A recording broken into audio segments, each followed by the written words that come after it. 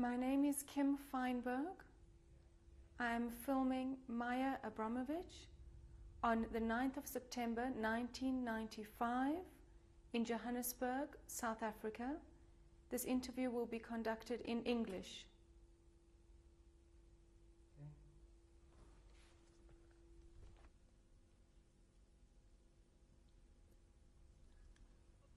Maya, would you please state your name for me and if you could spell it? Yes, certainly. My first name is Maya, M-A-J-A, Abramovich, A-B-R-A-M-O-W-I-T-C-H. And your name at birth? Was the same. My Jewish name is Malka. And your last name, your maiden name? Zarch. My maiden name was Z-A-R-C-H. Did you have any other names at any stage? No, that was my only name that I know of. Did you have any nicknames? No. What is your birth date? 1st of May, 1929. And your age today is? That I have to work out. 67. 67. Where were you born, the city? I was born in a city named Dvinsk, although it has a few different names. The Dvinsk spelling is D-I-N-S-K. And the country? Latvia, L-A-V-I-J-A. T, I forgot it. Maya, please tell me a little bit about your background, about your grandparents. Well, my grandparents, I lost my grandmother on my paternal side quite early, so I never knew her. My grandfather was born in Latvia, in Dvinsk, in 1853. That's on my father's side. On my mother's side, I only also knew the grandfather, and they were from Lithuania, my mother being born in Lithuania, in Ponievėž. Could you spell that for me? P-O-N-I-N-C-A,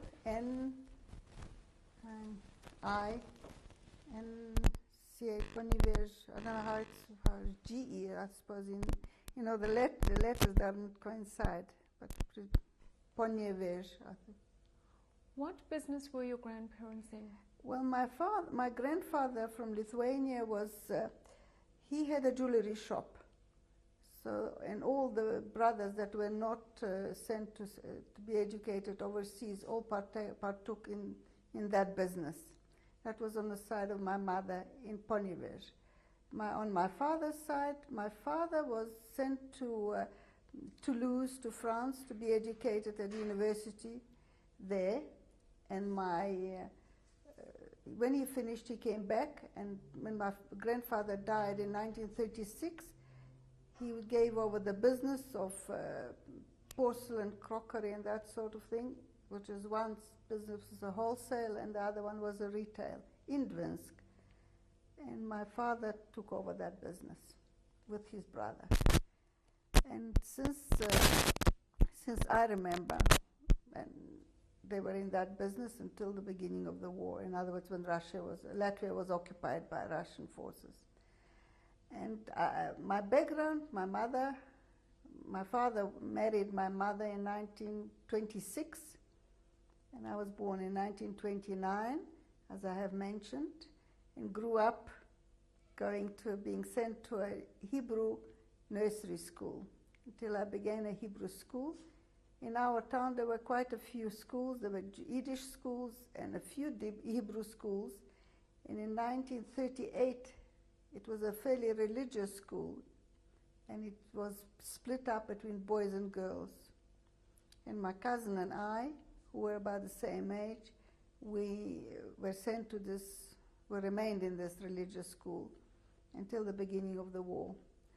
I must say I had a very good upbringing. I was lucky to have parents who could afford me all the luxuries of living, and apart from that, I had music lessons, was sent to ballet school, I had ballet lessons, I had an English tutor, I had a German governess, I had a devoted nanny. So I really had everything. And that, of course, helped my mother in a way that she was educated in Berlin in a music conservatoire and did law. And when she, after marriage, she still continued her travels. She traveled immensely. And I remember in my childhood was spent, my recollections of her were going to the station to meet the train from Berlin or Vienna or wherever it was, and seeing her off. And then she used to take me quite often to Ponivers, where her father was still alive, and the rest of her family, brothers and so on. One of her brothers was educated in Heidelberg. He finished law there with a gold medal. How many siblings did your father and mother have? And my mother had 8 brothers and sisters, and my father had a brother. Did they come from a religious background? Well, my father became religious due to certain circumstances that occurred in his life, and since I remember, him and our home was very religious. And as a school, my school was also a religious school. Can you expand on those circumstances? With circumstances of him becoming religious? Well, when my father returned from France, that was a very sort of turbulent times, because it was after just before the Russian Revolution, and in Latvia there was a very sort of left movement, a very strong left movement. There were lots of communists. And he was involved in, when Latvia became independent in 1920, there was a big purge of communists. And as a result, he happened to help the communists to escape, or hit them. I'm not quite sure about that. But all I know that he was arrested and imprisoned and condemned to death. And at that particular time, he had a sister that was married in Poland, lived in Poland. And the sister came to Riga, where he was imprisoned, and she came to say goodbye to him.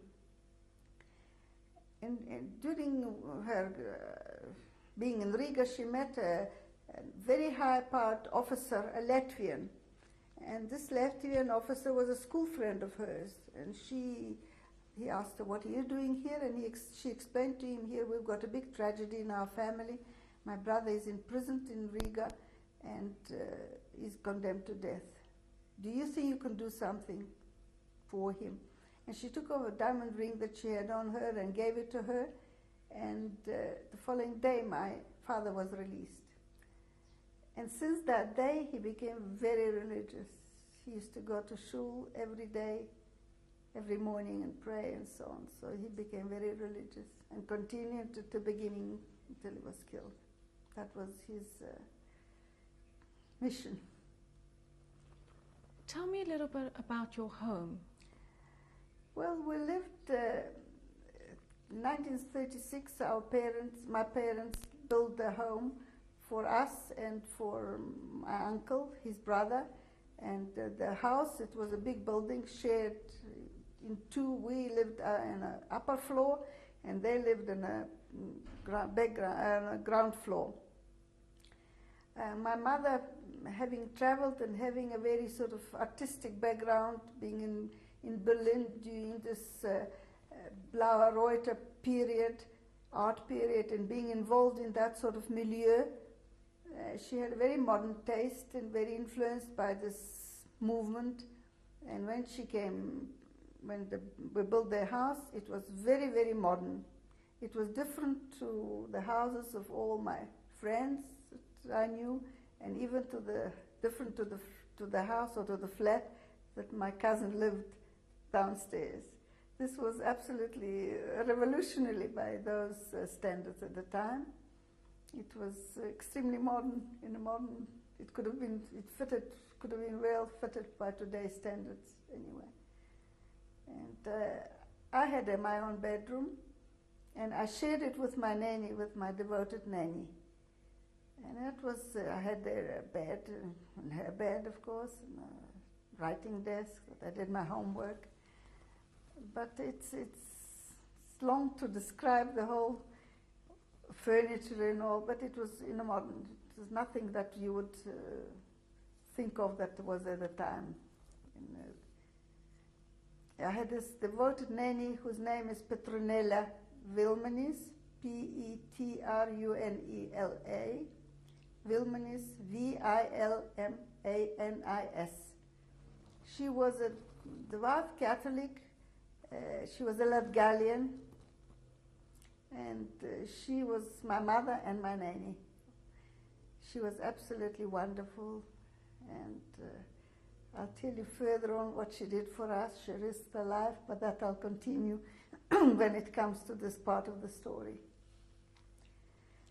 Maya, tell me a little bit about your extramurals and about the way of life, where you went on vacations. Well, my extramurals activities revolved basically around the school, and my English tutor who used to come to me, I don't remember, I suppose once or twice a week, ballet lessons, music lessons. The teacher used to come to me, to our home to teach me piano. Her name was Wolpa Trebinovich. She was a well-known pianist. And I didn't enjoy lessons with her because she was rather strict with me. Used to hit me over my hands. And we generally had a lot of music in the house because, as I have mentioned, my mother finished a conservatory in Berlin, and she was very keen on music. And my father played the violin and sang. My recollection of his singing was always arias from the Barber of Seville. So these are my recollections, but obviously there was a lot of music in our home. And these were basically my extramural activities, which kept me very busy. And ballet performances and so on. I was very keen on my ballet, although I couldn't claim that I was a great ballerina at that stage. Where did you go on holidays? The holidays we used to go to a place called Strope, just outside Dvinsk. It was, I was suppose, about half an hour ride by bus. It was on a lake. By the way, this whole area has got many lakes, and in fact it was called the lake sort of area of Latvia. It was very popular, and my parents had their own villa, that sometimes was divided into sort of like a semi-detached, and it was let out to other people. On holiday we used to go for 3 months. It used to be sort of as soon as the school broke up, we would go on holiday for 3 months until the school would begin at the beginning of September. We would have to sort of go with lock, stock and barrel. Used to come a chap with a wagon, a flat wagon. I remember used to load up beds and necessaries, whatever there was, and my nanny used to go with him, ride with him to this holiday resort, and my mother and I would go by bus. My father would remain in town in business and would come every Friday night after there was loaded a basket full of from the markets, which were taking place on Fridays. It was put on a bus, and my nanny would come and meet this bus with a load full of goodies from the market, and then my father would arrive in the evening and spend the weekend with us on holiday. Maya, tell me a little bit about the evolution of the war and what happened before the Germans arrived. Yes.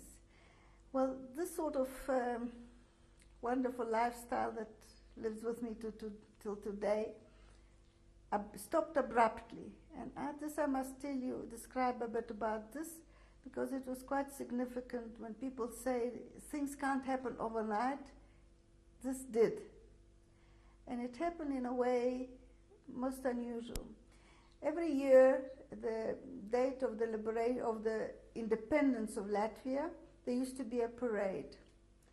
This particular year, 1940, the parade took place especially because our Prime Minister, Ulmanis, was arriving to grace the parade in our town. And as my relatives lived on a main street near the station, which is a main street, we all of us congregated on his balcony, which faced the station and that main street, and the parade was sort of approaching there and waiting for the Prime Minister to arrive by train from that station. And the time, it was usually taking place in the afternoon. We waited and waited there till about, I presume, 4 o'clock, and nothing happened. And my father said, no, it doesn't look as anything is going to happen. The soldiers just dispersed, the parade just dispersed, and we came home. And I remember very clearly, as we came home, my father switched on the radio, and it announced, and the Prime Minister Wilmanis was talking on the radio saying that we are here to announce that the Russian forces have crossed the border. By the way, Dvinsk was situated very near the Russian border. So within hours, the Russian army was in our town. And this is actually how the occupation took place. There was no resistance, but as I mentioned before, there were lots of communists. There were a lot of big working class force. There were parades, there were rejoicing, there were flags immediately, and which children used to run up behind them and sort of hear them shouting and welcoming the Russian forces, the army. Little did we, or the children rather, realized what was in store for us. Because no sooner they established themselves, the Russian army, and they took offices, they started nationalization. And the nationalization meant simply that whoever was above a certain income bracket, they would come in, ask them to hand over the keys, and that was that. There was no compensation or anything like that, which of course took place as far as my father was concerned and most of our relatives, because we seemed to, or my father and family, seemed to fit it into that sort of category. Then the next step was that people that were liquidated in that, their businesses were liquidated in that sort of manner, did not get easily any jobs. In fact, nothing happened within the months. They were just jobless. Luckily, as I said, they managed to get by. But another phenomenon took place. They started measuring your houses, and if your house was over a certain square meterage, they would put in either whole families or single people or whatever. But you were allowed, if you were a family for 3, like we were put in a whole family. He was a general, a Caucasian man and general, and subsequently his wife with the family arrived. My father was lucky in a way, because I have mentioned that he was most probably left inclined and of course set in prison because of his activities in that field. He, at that stage, got all his documents about his imprisonment and so on, and showed it to the authorities, and suddenly he became an honored citizen, and he, being an engineer, got a job at the railways as an engineer. It was a great privilege at that stage. Little did we know that eventually it didn't really save him, because subsequently when the Germans arrived, he was on his place and was one of the first to be killed. When the Russians came in, how did this affect your personal life? Well, my personal life, it didn't affect to the extent that in a home there was, of course, great upheaval because of the business being liquidated, and the religious aspect of it was also a bit suspect. And I personally was rather happy, because I was sent then, the Hebrew school was closed, all the Hebrew schools were closed, and I was sent to a Russian school. In fact, to a very privileged Russian school. There was another Russian school. There were only children of higher officers, and because my father now was a privileged citizen, so my cousin, who was the same age as I've mentioned, and I were sent to a Russian school. And for me, Russian being my home language, was my mother tongue. I was very happy. It was very easy for me to carry on that way.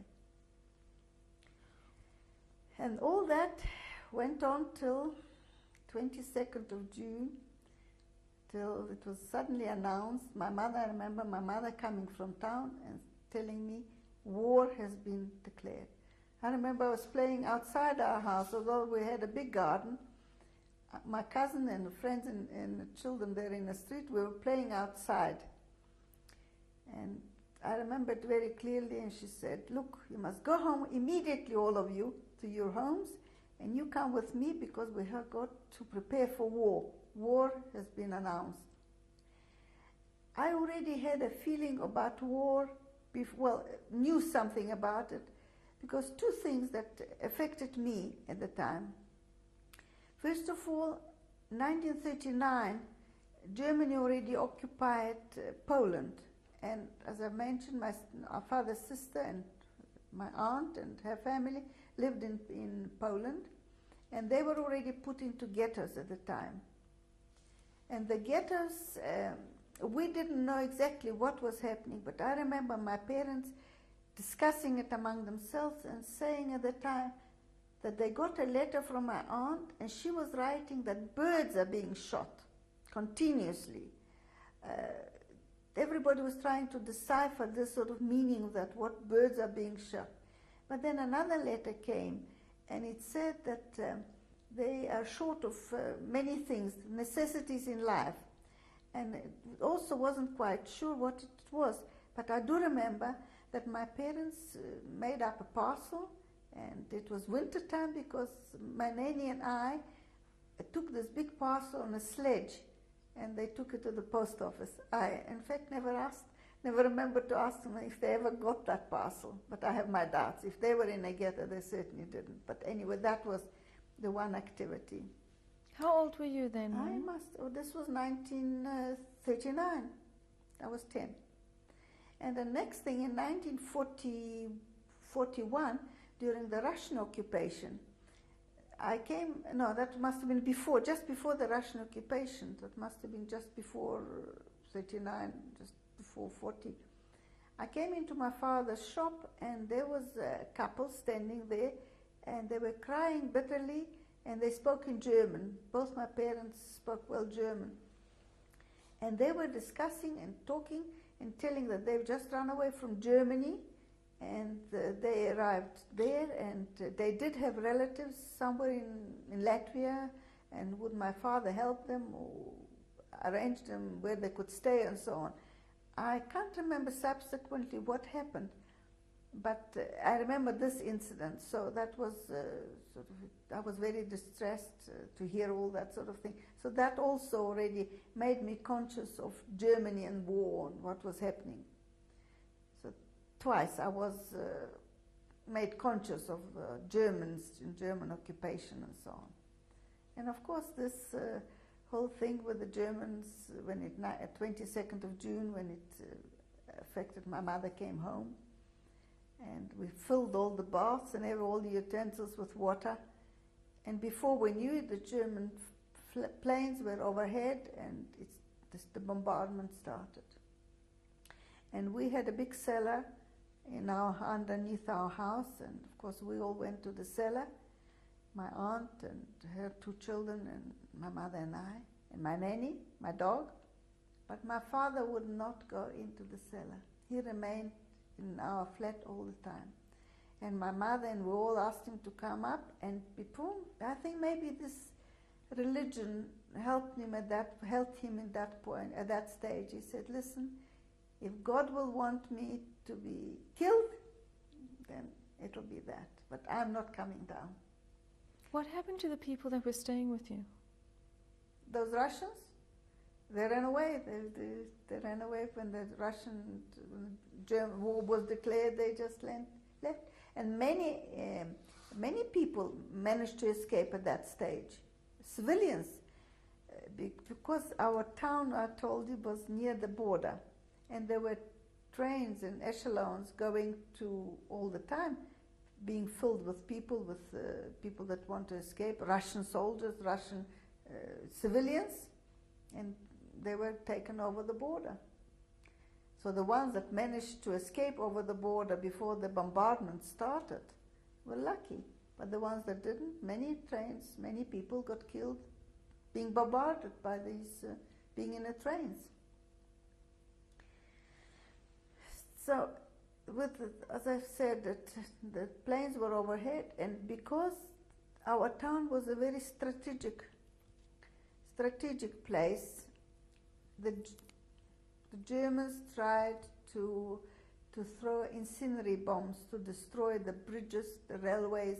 They knew that that was a very strategic place. The railway ran between east, west, and south, so it was very important to destroy it, which they succeeded eventually. And as a result, our town burned, and eventually a third of the town burned down, including our house. And then it was another stage of this running through this burning city, running through burned tunnels. And when eventually people used to come in, run into our cellar and say, now this street is burning and this street is burning. And we saw that already in our street it started burning.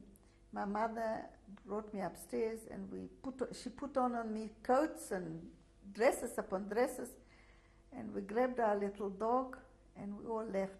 My father and my mother and my cousins ran out of our house, and I remember standing there and watching our house going up in flames.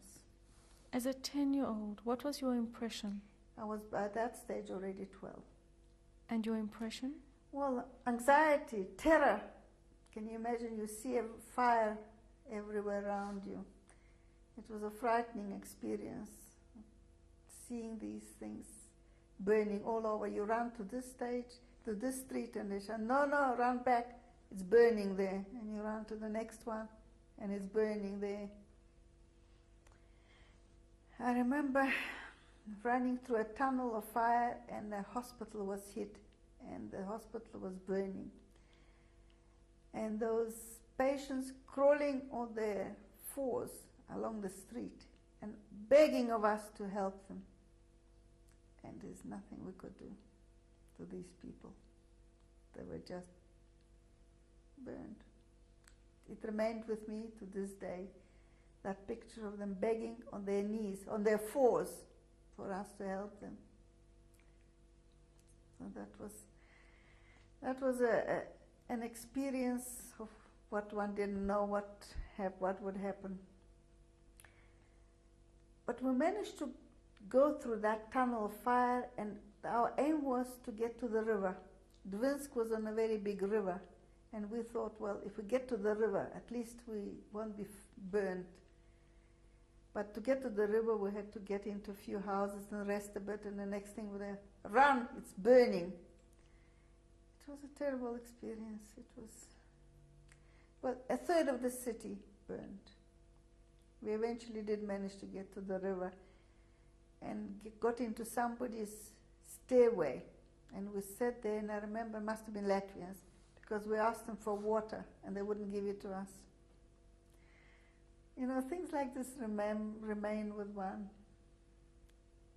What were the homes made out of then, Maya? There were a lot of brick. Our home was in brick, but there were a lot of wooden homes, and of course it was like cinder. It burned in no time. It's a very traumatic experience, but that was only one stage of this beginning. It was about 4 days after the occupation. Okay.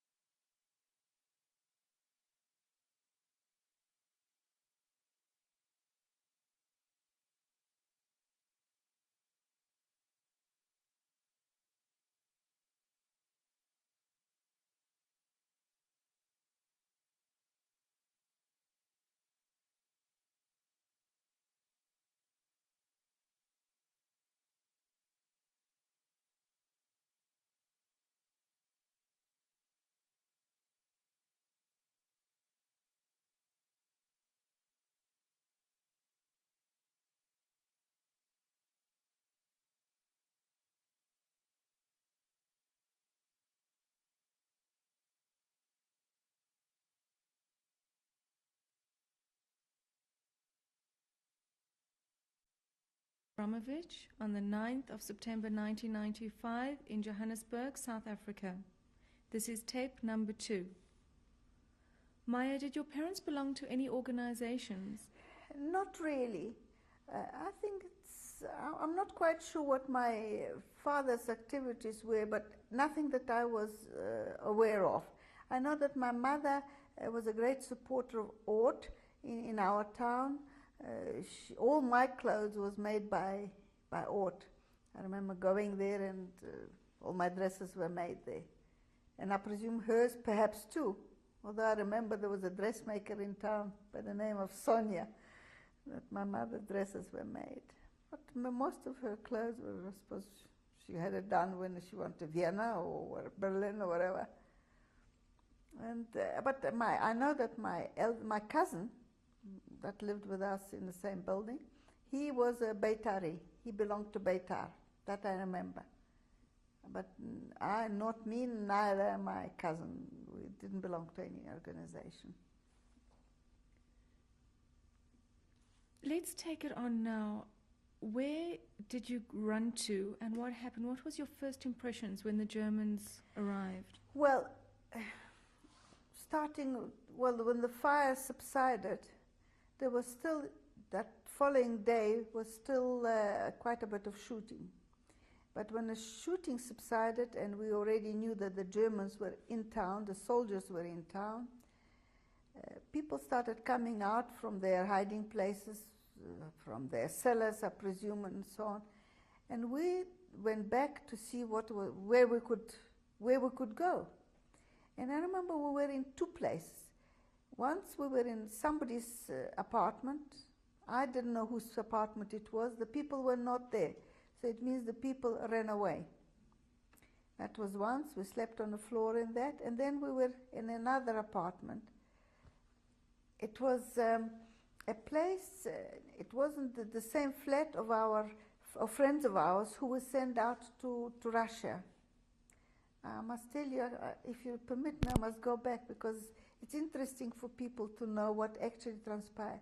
2 weeks before the war, the Russians, the people that were on their list whose businesses were liquidated, nationalized, and all those people that remained, were called rich bourgeois.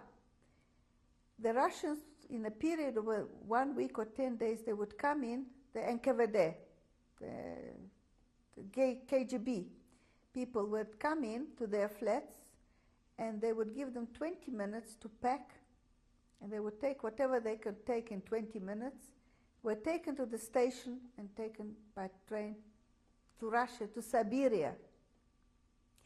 And why I'm telling you, because we remained in one of the flats of these people, or friends of ours, that were sent to Siberia.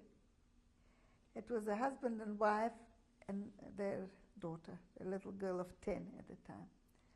We were there for about, I don't know, maybe a week or two. And I remember during that time the Germans would come in and check up and so on and see what was happening. And my father would speak to them, and there was absolutely no suspicion of anything.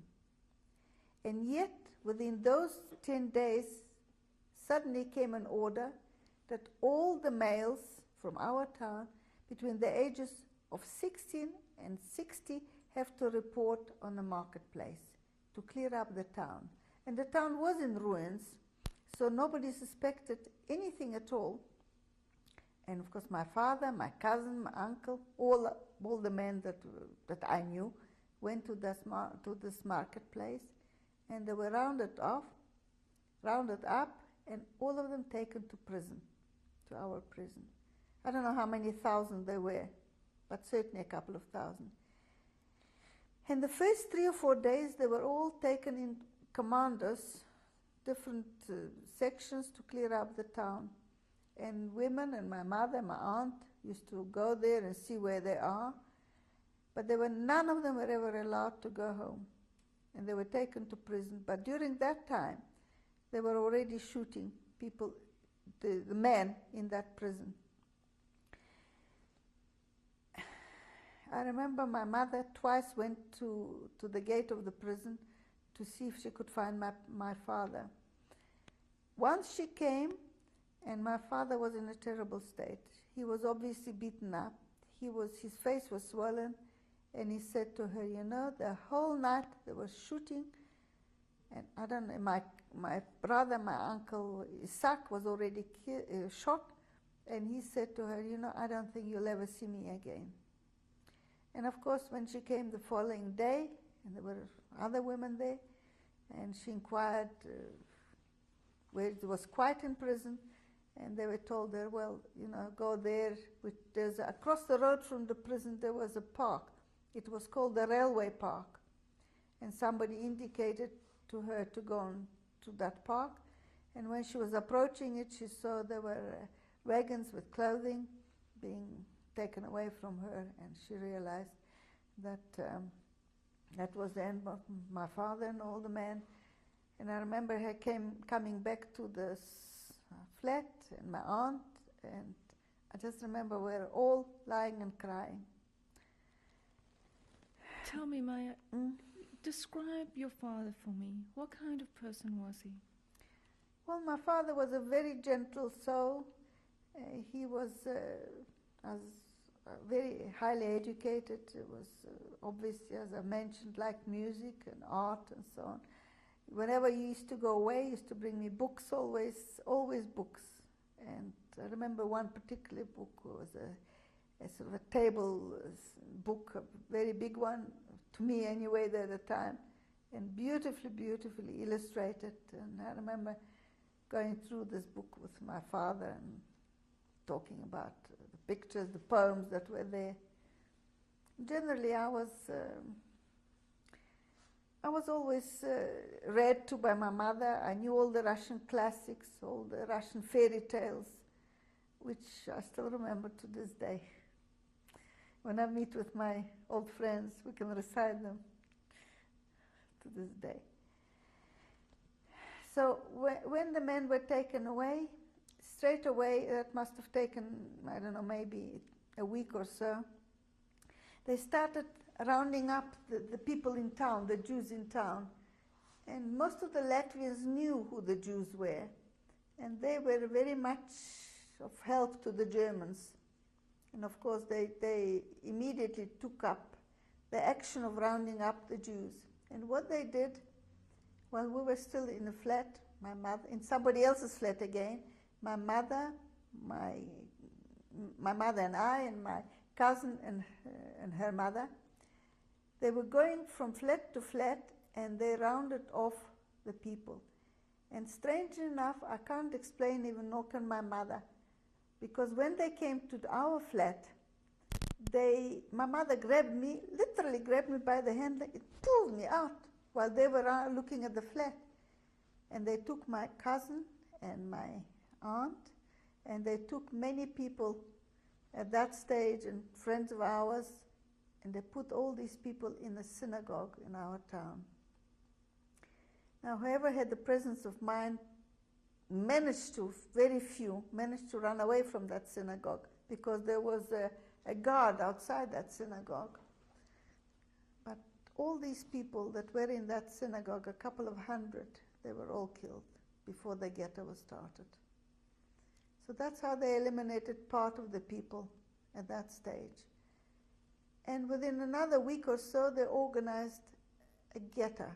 Now, I want to really explain that part of the ghetto to people that never knew about it. And I have read many books in every town and wherever there was a ghetto.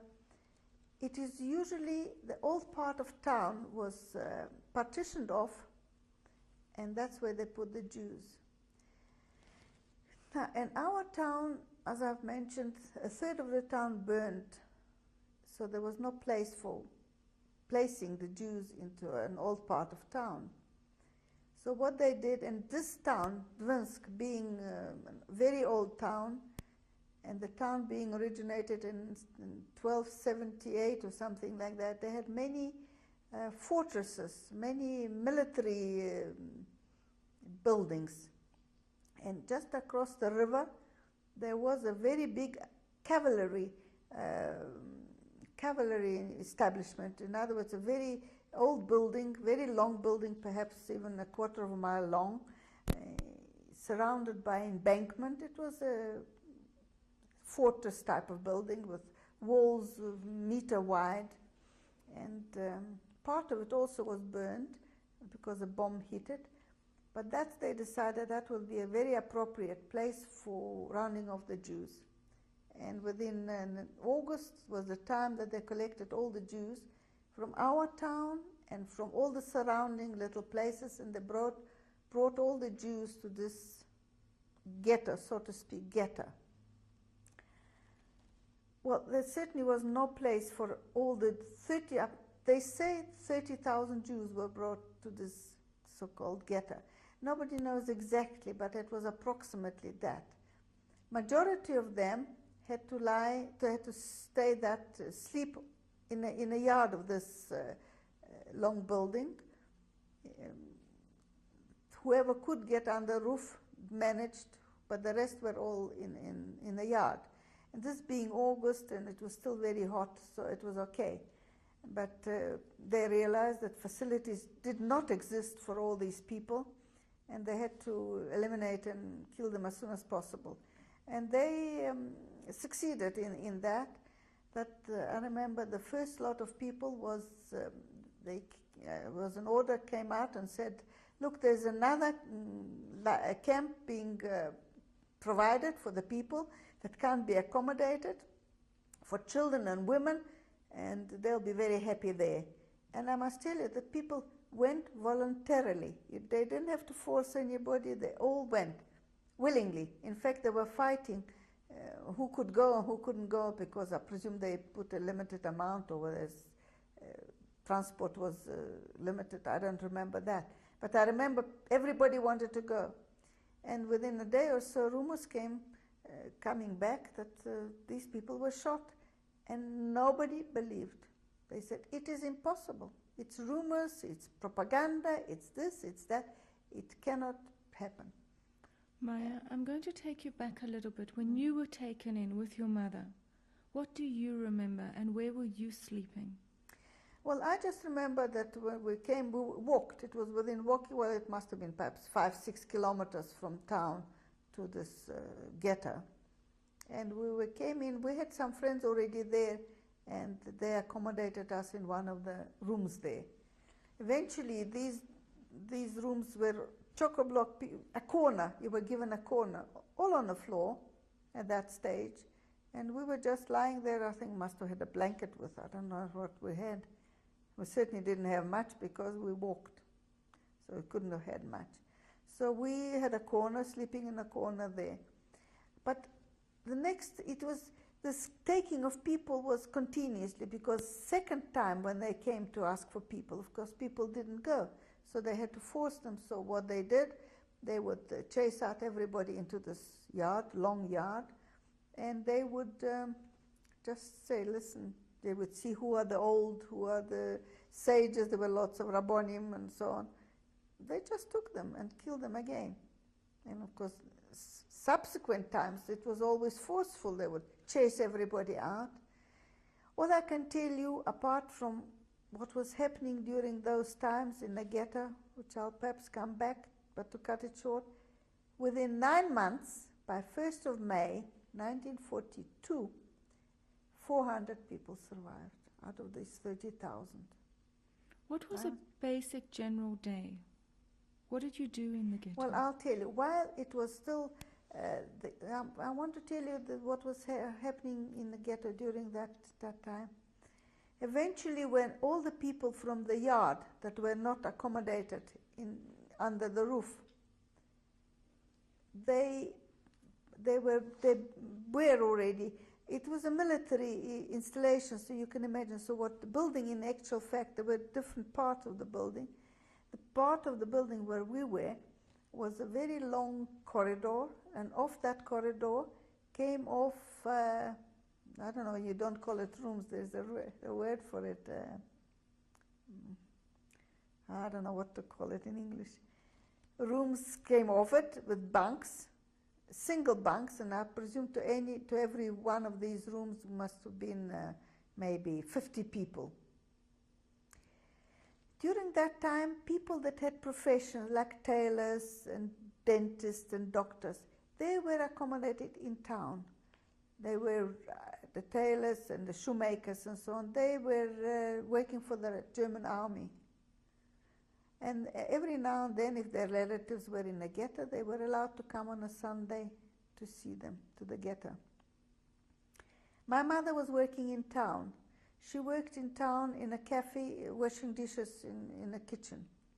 She happened to know the owner of that restaurant. It's a military restaurant, because this Latvian was a friend, knew my father. So he was nice to her. He helped her, gave her sometimes an extra piece of bread and so on. But she would return to the ghetto every night. And how the people that were accommodated and couldn't sleep in town, their relatives would go and see them also, were allowed with special permission.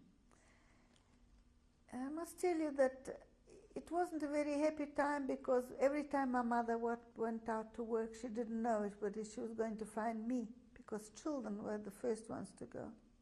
There was an orphanage in a ghetto. You asked me what was life like in a ghetto. There was an orphanage in a ghetto, little babies that remained without mothers, whose mothers were already taken to be killed. And I remember going one day to this orphanage and seeing those little babies, and I came back and was crying with my mother, please, let's take a little baby to look after. Of course, it was a blessing that we didn't take that baby, because that baby would have been really hampered our survival. One day they were taken out from the ghetto, chased out from the rooms into the ghetto, and what happened, we had to witness a woman being hanged. And this woman, she was non-Jewish looking, and she happened to be walking in town, and she hid her stars with a shawl, and somebody might have noticed, and she was caught and brought to the ghetto, and we all had to witness. And she was hanging there for about 3 days, so to make sure that you really saw that she was hung because of that. And incidents like this happened all the time. How old were you at this stage? At this stage I was already 20, I was 13.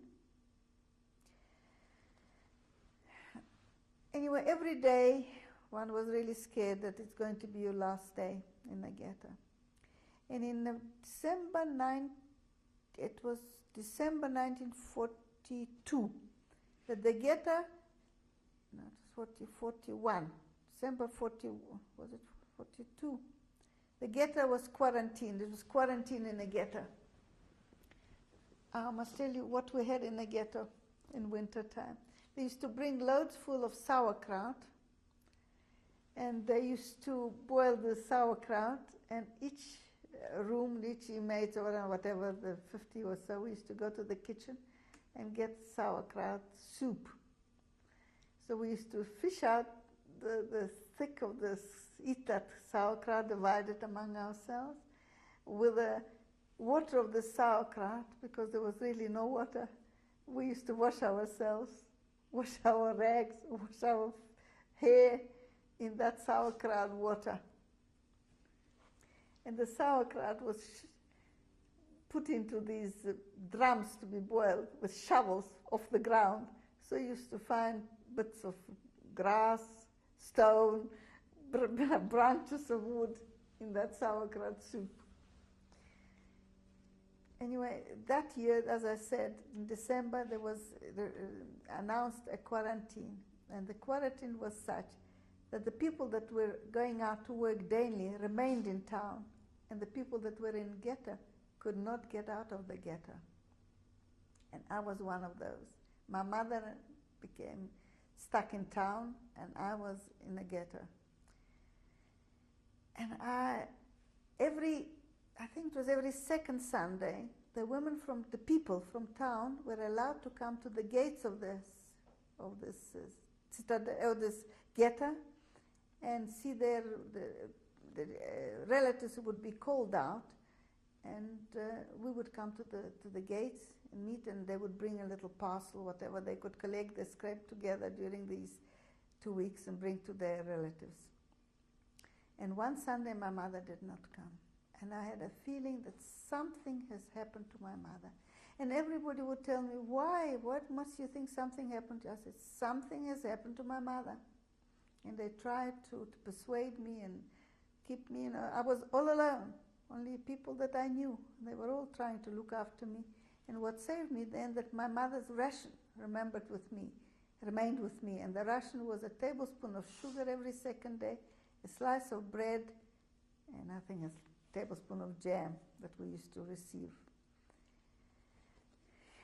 I was sleeping in that bed facing this long corridor in this ghetto.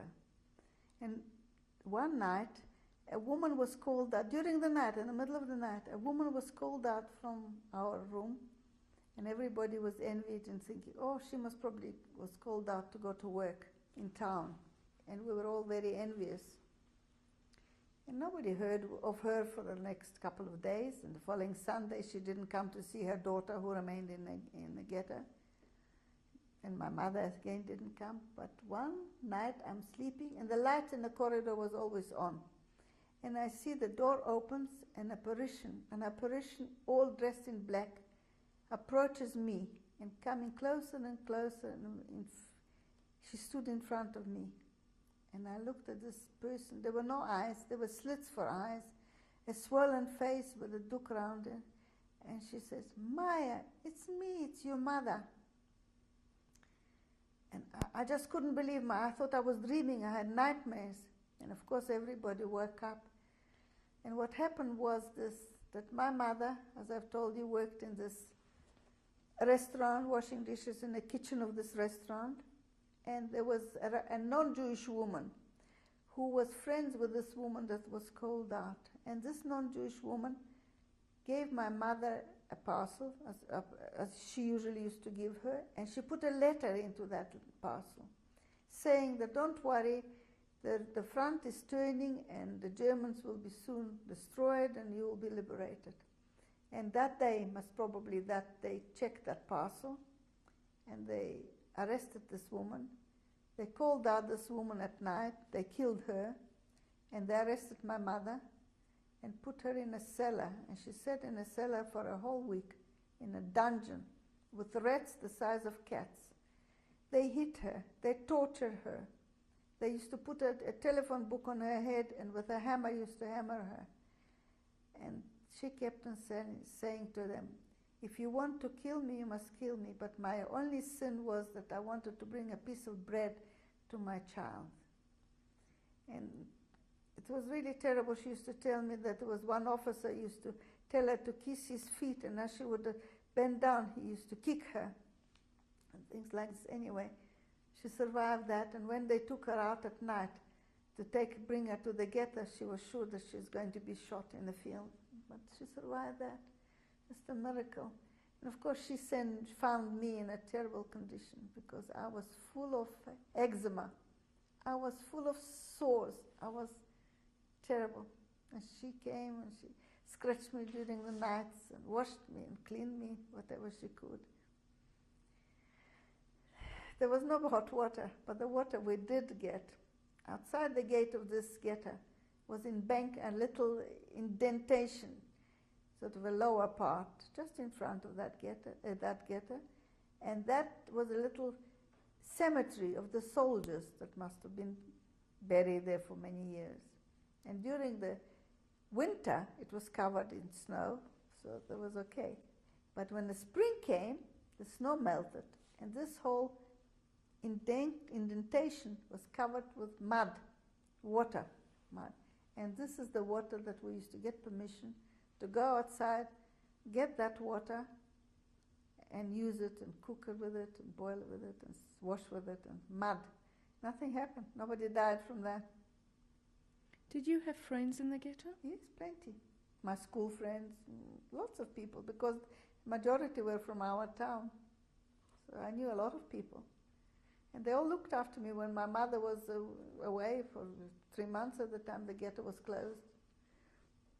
And after this ghetto was opened, my mother went back to this man took her back.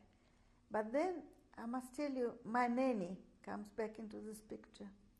because she used to come and meet us when we used to walk. Sometimes I used to walk with my mother to work. So she used to come and meet my mother and I in a field waiting for us, and she used to throw us a piece of bread. She was a poor woman. She used to throw us a piece of bread, or used to get berries collected in summertime in the forest. And once she came and she said to my mother, you know, I think they're digging graves again. That was sort of the daily discussion. Graves, they hear, people would come from work and say, graves are being dug. And she said, I don't think I'll ever see you again. And I prayed very hard for you. And I was in church on my knees. And all the people left church, and I didn't know. I didn't notice that I was praying so hard for you. And the priest came to me and said, what is wrong? What's bothering you? And she said, you know, I told them. I told them that I have Jewish friends, and I heard graves are being dug. And I don't know how I'm going to meet them in heaven. And you know, the priest said, there is a solution. You must christen them. And he gave her a little bottle of holy water. And he said, you christen them, and they will be, in the eyes of the God, they'll be Christians, and you will meet them in heaven. And the following day, she waited for us. It was winter, dark already when we were coming home, and we stopped there for a while, and she christened me with the holy water, and she christened my mother, and she gave me a little medallion of this Holy Mother, and she said, that'll keep you safe. And one day we'll meet in heaven if I don't see you again. Anyway, that was just before, again, I remained in the ghetto, and my mother was out. But then again, she used to come, and we still could see her, and again, graves are being dug. And my mother said to this man, please, let me bring my daughter. She'll help me to wash the dishes, and she'll be washing the floors. And he permitted me, because my mother really didn't want me to remain in the ghetto. And from that day on, I used to go with my mother to work every day and wash the dishes. And my friend that is now in Israel, she also, her mother worked there too. And we used to go together, we were there together, wash the dishes, collect all the scraps, cigarette scraps from the ashtrays, and break them up and bring them to the ghetto and exchange them for bread. For people's cigarettes, that was our occupation. And we worked there until the 1st of May. And then another chapter started of that. But that was the life in a ghetto. There was, during that time, I think, a little workshop that people used to, dressmakers used to come there, and I don't know what they sewed, I don't remember. I just remember one elderly woman, and I used to come there, and she taught me how to make little pockets out of velvet or something.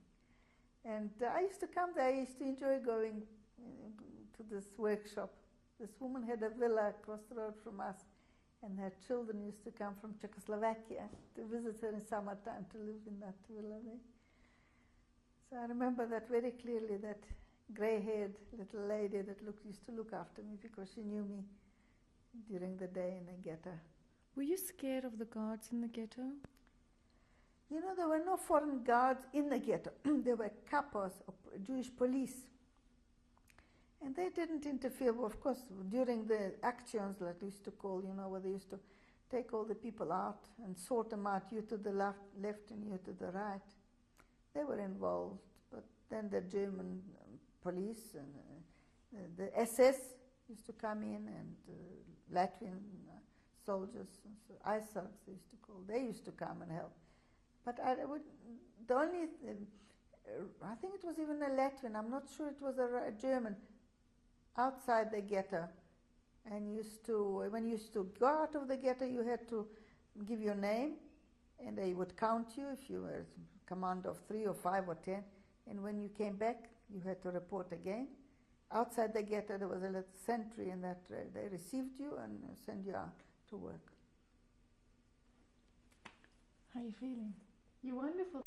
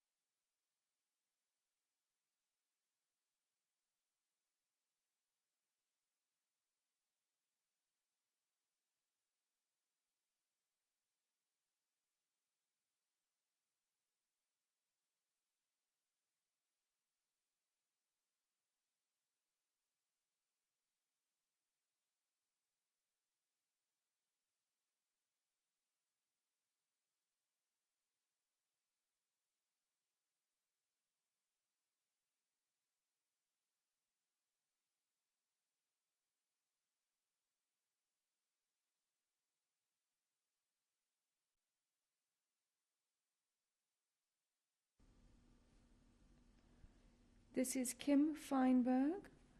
I am interviewing Maja Abramovich on the 9th of September 1995 in Johannesburg, South Africa. This is tape number 3. Maja, to go back to the ghetto, how long were you there for? We were there until 1st of May 1942. And that was a terrible thing. As I mentioned, with these graves being dug, my mother was too scared to leave me alone in a ghetto, and I didn't want to be left alone. And the man allowed, the man in charge of my mother's workplace allowed her to take me along. So from then on, I used to, say 2 weeks prior to the 1st of May, I kept on going with my mother to work every day. And the 1st of May, somebody ran in to our place of work, to the kitchen there, and said, the ghetto has been liquidated. And you can imagine, we must have been about 5 or 6 women working in that place.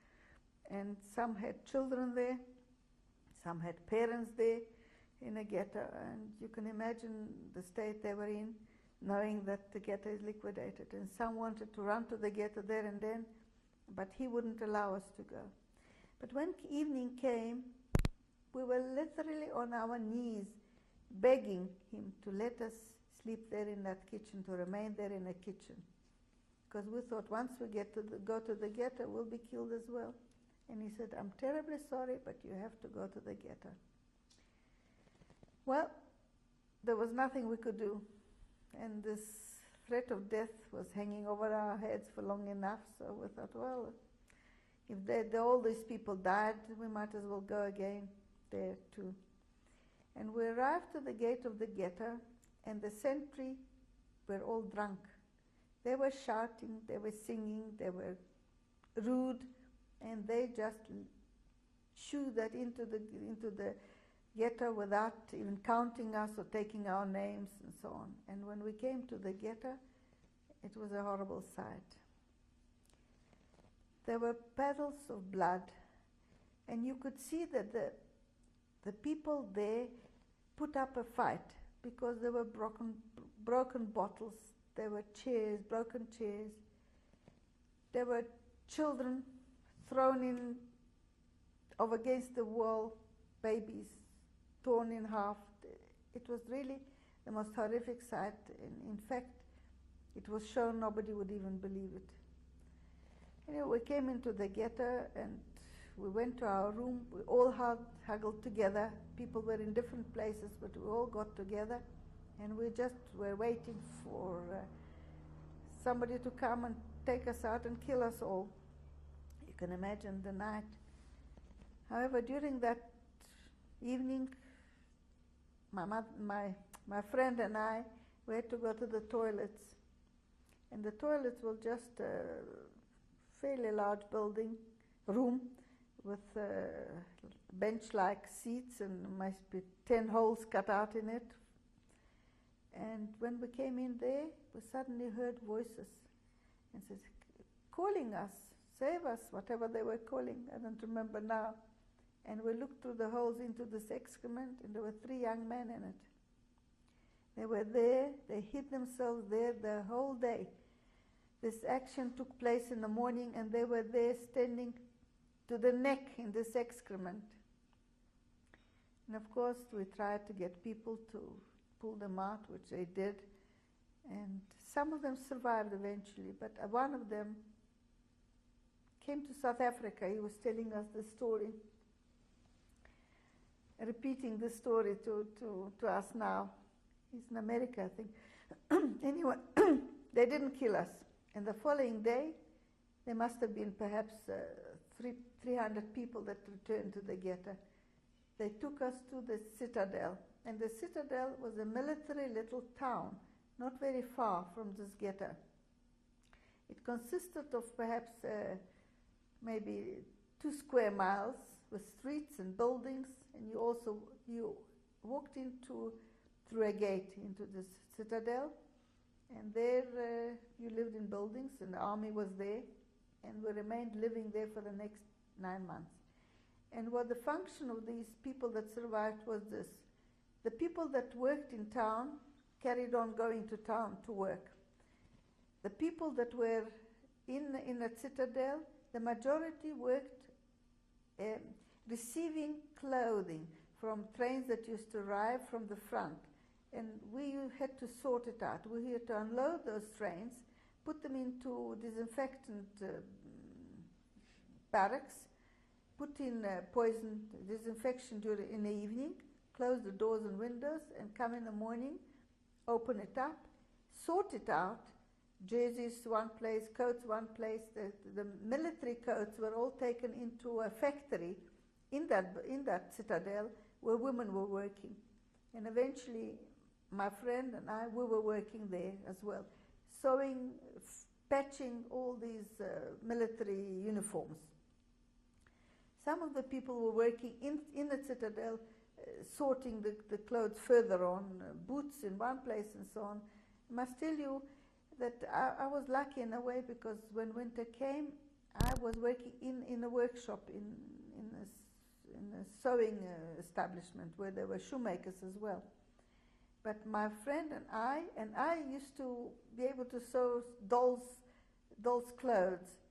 And we started a production, three of us, three my age group, my school friends. One was 1 year older than me, and the other one was my school friend. And we started making dolls. And these dolls served a purpose, and children's clothing, because the military that used to go home to their, on holiday to Germany, they used to take these dolls with them for presents to their children and wives, whatever. And I must tell you, that saved our lives, because we were the only children when the ghetto was liquidated. Only 4 children survived. There was not a child younger than I. We were either that age group or slightly older, not one.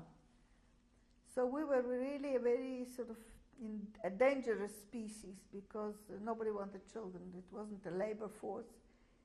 But we, being sort of doing this sort of thing, and every time they wanted to eliminate some more sick people and so on, this commandant that was in charge of us used to say, no, these children are very useful. They do this, that, and the other. They do dolls for our children, or clothing and so on. Remember, there's a fire once in those disinfectant buildings. I subsequently found out who started this fire. But at the time, it was raging, the fire, and they woke us up at night shouting, you must get up and you must go on to save the clothing. And when we came there, this raging fire, and Union fire, Union fire, they started shouting, Jews must go in the fire to save the clothing. Anyway, it was towards the end already, 42, and the time there was already turning. The war was already turning, and we could feel that sort of thing. I remember just before one day, a whole commander of Germans arrived in a factory, a load full of these Germans, and oh no, that's it. That's the end. Every time we saw these SS, we knew that was the end. And they came in and they told us we must all undress, all the women must undress, take off their top blouses or whatever they were wearing. We still didn't know what was happening. We did that. And they were in the office of this factory, and they used to bring in, I don't know, 5, 6 women at a time. And what did they do? They injected us with the cholera injections. But instead of injection normally, like normal people do in the arm or in the buttocks, whatever it is, it had to be in the bosom, and all with one needle. But nobody got infected. It didn't affect anybody. It was sore, but the fact that it was with one needle, just one after another with the same needle, it was just, to make a little bit fun of the people. I must tell you another incident. Maybe it's not suitable for the camera. They used to take us to a bath every 3 weeks or every month, whatever it was. They used to make us all undress, stark naked, obviously. And a few of these soldiers would sit, and every woman had to come up, and with a little stick like chopstick, they would inspect your pubic hair. that sort of amusement they would have. So why are you doing it? It's just to make sure you haven't got any lice. As if it made any difference. If they did, I don't remember if they found any lice at the stage. Because at that stage we had adequate facilities to wash ourselves and so on where we lived. But that was sort of an amusement for them. And that was in that citadel. My friend and I, it was Christmas night, Christmas Day, 1942-43. And my friend and I, we decided we're going to make for our commandant a little present. Because we tried to be nice to him. And what we did, we made a little plateau with a little story of the 7 dwarfs. We worked right through the night to make it. And there we went to his apartment and we presented this thing. He received it and he said to us, wait. And we were sitting, the two of us, waiting in that workroom, in that waiting room. I hope he give us a piece of bread. I hope he give us a loaf of bread. Oh, great expectations. And he came out and he gave me 1 sweet and her 1 sweet. It was great disappointment. But what he did say was this. We said to him, we wish you everything of the best. So he turned around to us and said, I wish you what we're wishing me. What you are wishing me. Well, I'll try to tell you what we wished him. But he must have sensed it. Anyway, that was... but with the front already turning and Russian planes coming over. And we were only praying that we would be killed by a bomb, not by their bullet. What was your mother doing at this stage, Maya? My mother was working in town. They're still in the same place. She was working in the same place. But subsequently, she came to work in this, in these offloading the clothing. And while one sensed already that something was happening, there was another situation that arose. First of all, underneath where we lived, there were Russian prisoners of war. And these prisoners of war, first we had the same entrance through the same yard, but then they realized it wasn't the right thing, that there was too much association with them. So we had a separate entrance. But there were some young girls who could still associate with these Russians by talking to them because their window faced onto our stairway, but there were grills on it. And these Russians, I must say, they were quite fun for these girls because, first of all, these Russians used to make rings out of copper coins, and they used to give it out to these girls. That was their occupation, the Russians, just for fun. They used to make lovely copper rings and used to give it to these girls. But at the same time, the Russians managed to escape to the partisans. And they obviously persuaded some of the girls to escape to the partisans, which the 4 girls or 5 girls did escape. They were unfortunately all caught, but before they were caught, there were reprisals, and they took us all out onto the grounds of this building, and they shot every 5th, every 10th person, I don't remember exactly. But these were the reprisals. Those girls were caught and shot as well, of course.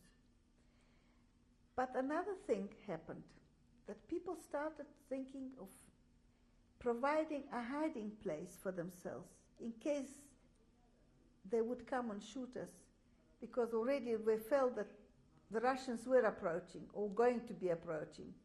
So one had to provide a hiding place. So my mother and another woman decided they would, on a Sunday, they would go to town and they would find a hiding place. And another thing which we had, we used to manage to steal clothing from these trains and barter them for whatever, bread or whatever. But the latest thing was to barter this for poison. And the poison, everybody managed to get whatever poison they could. And my mother had managed to get a little piece, it was the size of a nail, cyanide, a little piece of cyanide. And I had it always with me, and my mother had it was in a little tube. And many people had poison, whichever form of poison they had. In fact, there was some young man that managed to get a gun even. Unfortunately, that guy that had the gun killed himself with a gun accidentally. And now I was in Israel, I met the guy that was with him in that one room, and he was telling me again the whole story, which I knew, of course. He killed himself. And then we had a problem that the German would find out how he got killed himself. And we had a doctor there, and he had to cut him up and make more holes and say that he fell and onto a stick or steel and so on to bury him like that, because if they would find out that they had a gun. We were there for 9 months, and one morning we were all surrounded by Germans again, unexpectedly, and we were to be taken to Riga concentration camp. And the point was this, that my mother and I and a few of us climbed onto the roof of this building to hide ourselves, but it was a silly thing to do, because from all around you could see that we were on a roof, and before we knew it, the German with a gun, with a rifle, was on the roof trying to chase us out. We were all crawling on that roof on our knees. And I remember this German said, "Down, down," and I grabbed him by his legs, because I was on my knees, and said, "Please don't shoot me, please don't shoot me. Here I've got my poison. I'm going to take it." And he took the butt of his rifle and he just hit me on my hand, and this flew away, my little bottle with the poison. Anyway, we were all taken to the railway station and put into cattle trucks. And not all of us, because many of them killed themselves, cut their veins, hung themselves.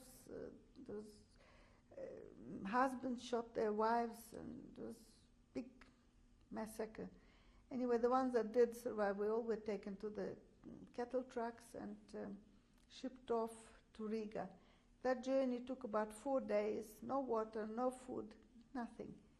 And during that journey, many people also still continued killing themselves, and when we would stop over, they would open the gates and just throw these corpses out of the trains. And when we arrived to Riga, they put us all into striped uniforms. They took all our clothing away, and they took us the camp in Riga was called Kaiserwald. Before the war, this part of the town, it is a suburb of Riga, and was a very posh suburb with beautiful villas there.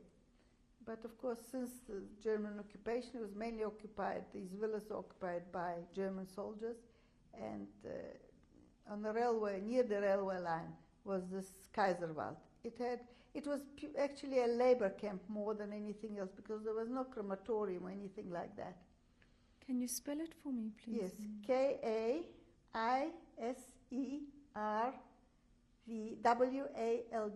Kaiserwald.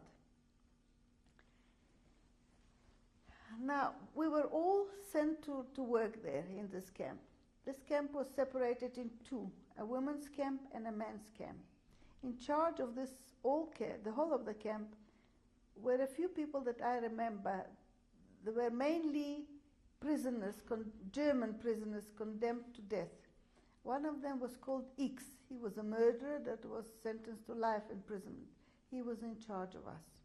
What was your first impression when you arrived there? Well, the first impression was, of course, wire with sentries right round, above, built, and people in uniform, in these striped uniforms. But I must tell you what they occupied before we were allocated to work. We had to do something, so the work was this. They took us to a side of this camp, and it was a distance perhaps of, 40, 50 feet. And in both of the sides of this distance, like a corridor behind wire, there were little mounds of sand. And they split our group of, maybe we were 20, 25 people. They split up the group in half, and they put one lot of people to the one end next to this little mound, and the other lot of people other end, opposite end. They made us take off our jackets because our uniform consisted of a striped pair of pants, a vest, a dress, and a jacket. They made us take off our jackets, and we had to load sand into our jackets and ran to the opposite side where the other group was, and they had to do exactly the same and offload that sand and start all over again. Load the jackets with sand, and this we had to run. And this when it was in the heat in summer, and we had to run doing this all day long. It was just no purpose, obviously, but just to occupy us. That sort of amusement for these Germans. And eventually we were sent, I don't know how many of us, maybe 50 of us women, were sent to work at the harbor, in the Riga harbor. And I must tell you, the first couple of weeks I personally had a big problem, because climbing on the roof when we were in a citadel, I scraped my knee and it became infected, and it was pus and so on. So I remember I had still sleeping in my stockings, and in the morning it would stick, the stocking would stick to my foot, to this sore, and I would sort of bend my knee and it would crack the scab, and the pus would run out, and I would walk sometimes unaided. Sometimes my mother had to help me to this harbor where they used to offload ships. But when winter came, I must tell you that officer, there was one officer who was quite kind to me. So there were two things, and sometimes I would have a raging temperature because I was very ill during that time. He would call me to say I must make his little oven. I must set the fire, make the fire there. So I would do that, and sometimes he would say, well, you can stay here a little while. So I would sit in front of that fire. Or sometimes when he must probably expect some inspection, so he would take me outside, and he would tell the women they must hide me behind some planks of wood that was in the harbor. There were lots of wood stacked up, and they would hide me there, and I would sit behind that wood most of the day because I couldn't work. I was so ill. And there was one soldier, a common or ordinary soldier, who was of Polish extraction. He was in the German army, but his surname, which I can't remember now, but I remember the same surname was of Polish origin, obviously. And he used to come and bring us a bit of soup. He had pity on my mother and I. And my mother was in charge of the toilets there, and she used to clean the toilets. And he used to bring the soup in his little canister, and he used to put behind the toilet seat and tell my mother to go and get it, and she would go and collect that soup. And they would empty it into her tin. Our utensils was usually a tin from some food or whatever, open from we would collect in a rubbish bin, tie it to our piece of string around our waist. That was the utensils we had, and she would empty that, bring it to me. And that was how we survived there in Riga, in the ghetto, until, of course, we were taken. I don't remember what day, but it was summertime, must have been August or so. The Riga, from Kaiserwald, we were taken to Stutthof. And Stutthof is Stutthof, concentration camp. That had a crematorium, and that was a terrible place. It was extermination, also men and women. And the approach, the boat trip that we were taken was horrific. From Riga, from the harbor in Riga to the Bremer in Bremen. We were taken.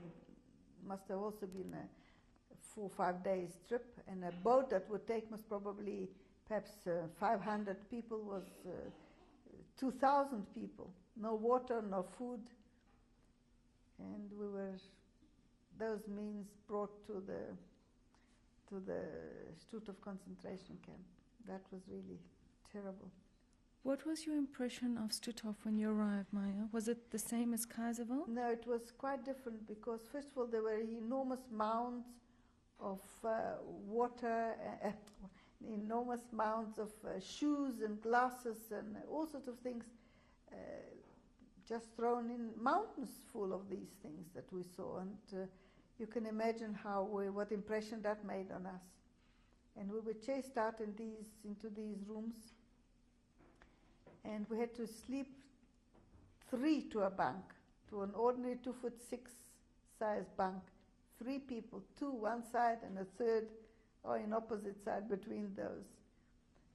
This was really terrific. Were you with your mother at I the was stage? with my mother, yes. And many people committed suicide at that stage because they would just go to the electric fence and touch it and kill themselves that way. What was your general day in Stutthof? There was no work at all.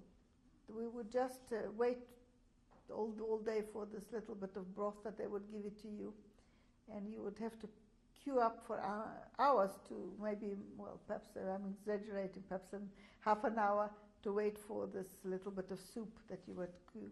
But the hunger was to such an extent that when you eventually did manage to get your little tin or little plate, whatever you had, a little dish of soup, if you happened to get a potato into that water and you would go back from that queue, people standing in this queue would sometimes put their hands into this soup to grab somebody else's potato floating there.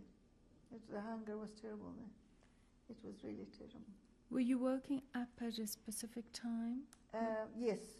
Always woke up very early and chased out for appel, the famous appel. Can you explain that? The appel was in all the camps, wherever we were. They would chase you all out and put you into rows of 5 and would count you. You had to be counted. And you could stand in the rain and frost hours and hours on end. And men had to get their hats off, mitten off and mitten on. And they used to do this sort of thing with them, exercise them with the hats off, and it all had to be done in unison. If, God forbid, somebody was too slow for it, and people were sometimes so weak that the people next to them had to hold them up. They couldn't stand. They were collapsing. Did you witness any executions in Stutthof? Not in Stutthof. I must tell you, we were lucky because we were only there for about 3 weeks. But I must tell you the selection, when it happened to be one day, they came and ordered for 500 women. And of course, everybody wanted to go because they knew that that was for work. And my mother and I and quite a few of us were in that number. They were calling, by that stage we had no names, we just had numbers. And 500 women were called out, my mother and I, and the other friends of ours, and we were put aside. In other words, that we were allocated to go to work. We were put in one corner. And then, of course, the selection and the check of these women would come. And that it's quite a lengthy procedure. And this is really where my life hung on a thread. And it was a miracle that I survived that time in Stutthof, which I will tell you. Okay, we'll cut it there because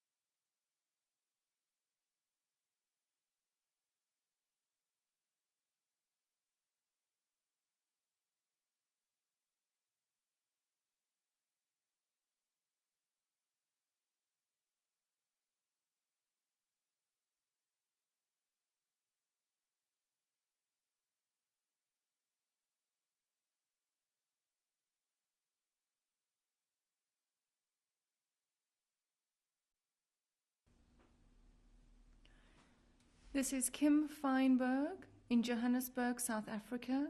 I am interviewing Maya Abramovich on the 9th of September 1995. This is tape number 4. Maya, can you expand on those circumstances, please? Well, when we arrived to get the Stutthof, we were chosen, I already mentioned, 500 women. The whole thing of the Stutthof was like Dante's Inferno. There was not a blade of grass. It was just all beige. It was just all sand, and people were like that, and everything around was like that. But now the choosing of the 500 women was quite an ordeal. They separated us from the rest of the crowd, and they started with taking the first group of about 10 women, 20, most probably 10, I don't remember exactly, but it was a small amount of women. They brought us into a big hall, empty hall. At the end of this one end of the hall was a table with about 4 or 5 German assessmen sitting there, officers. And the first few women were taken to the room nearby, off that hall, were told to undress stark naked and brought back into the hall, put into the one corner, and each one had to parade. And they paraded. My mother and I were never stood together because it was dangerous if they would know that we're mother and daughter. They would shoot to separate us. So each woman would pass by, and if they liked your physique and they liked you were okay, they would put you to one side, and if they didn't, to put you to another side. Now my mother passed by, they examined her, and and she was accepted. When my turn came and I passed by these people, they rejected me and put me on the other side. And it was obvious that the people that were on my side were all rejects. So when this whole group was examined, the group of my mothers remained in the hall, and the group that was rejected was sent back to the place where we got undressed. And I knew exactly what was happening to me and my group, and so did my mother. I had the presence of mind. I quickly got dressed and hid under the bunk where we got undressed. When the overseer came in, she chased out all the people that were rejected and were dressed now, and they brought in the people that were accepted. And you can imagine my mother's feeling when she came into the room and didn't see me there. And she was already crying and wailing, "Oh, my daughter, my child, my child." Now arose a problem. I could see my mother, her feet, and she was crying and calling me and wailing for me, not calling me, but crying for me.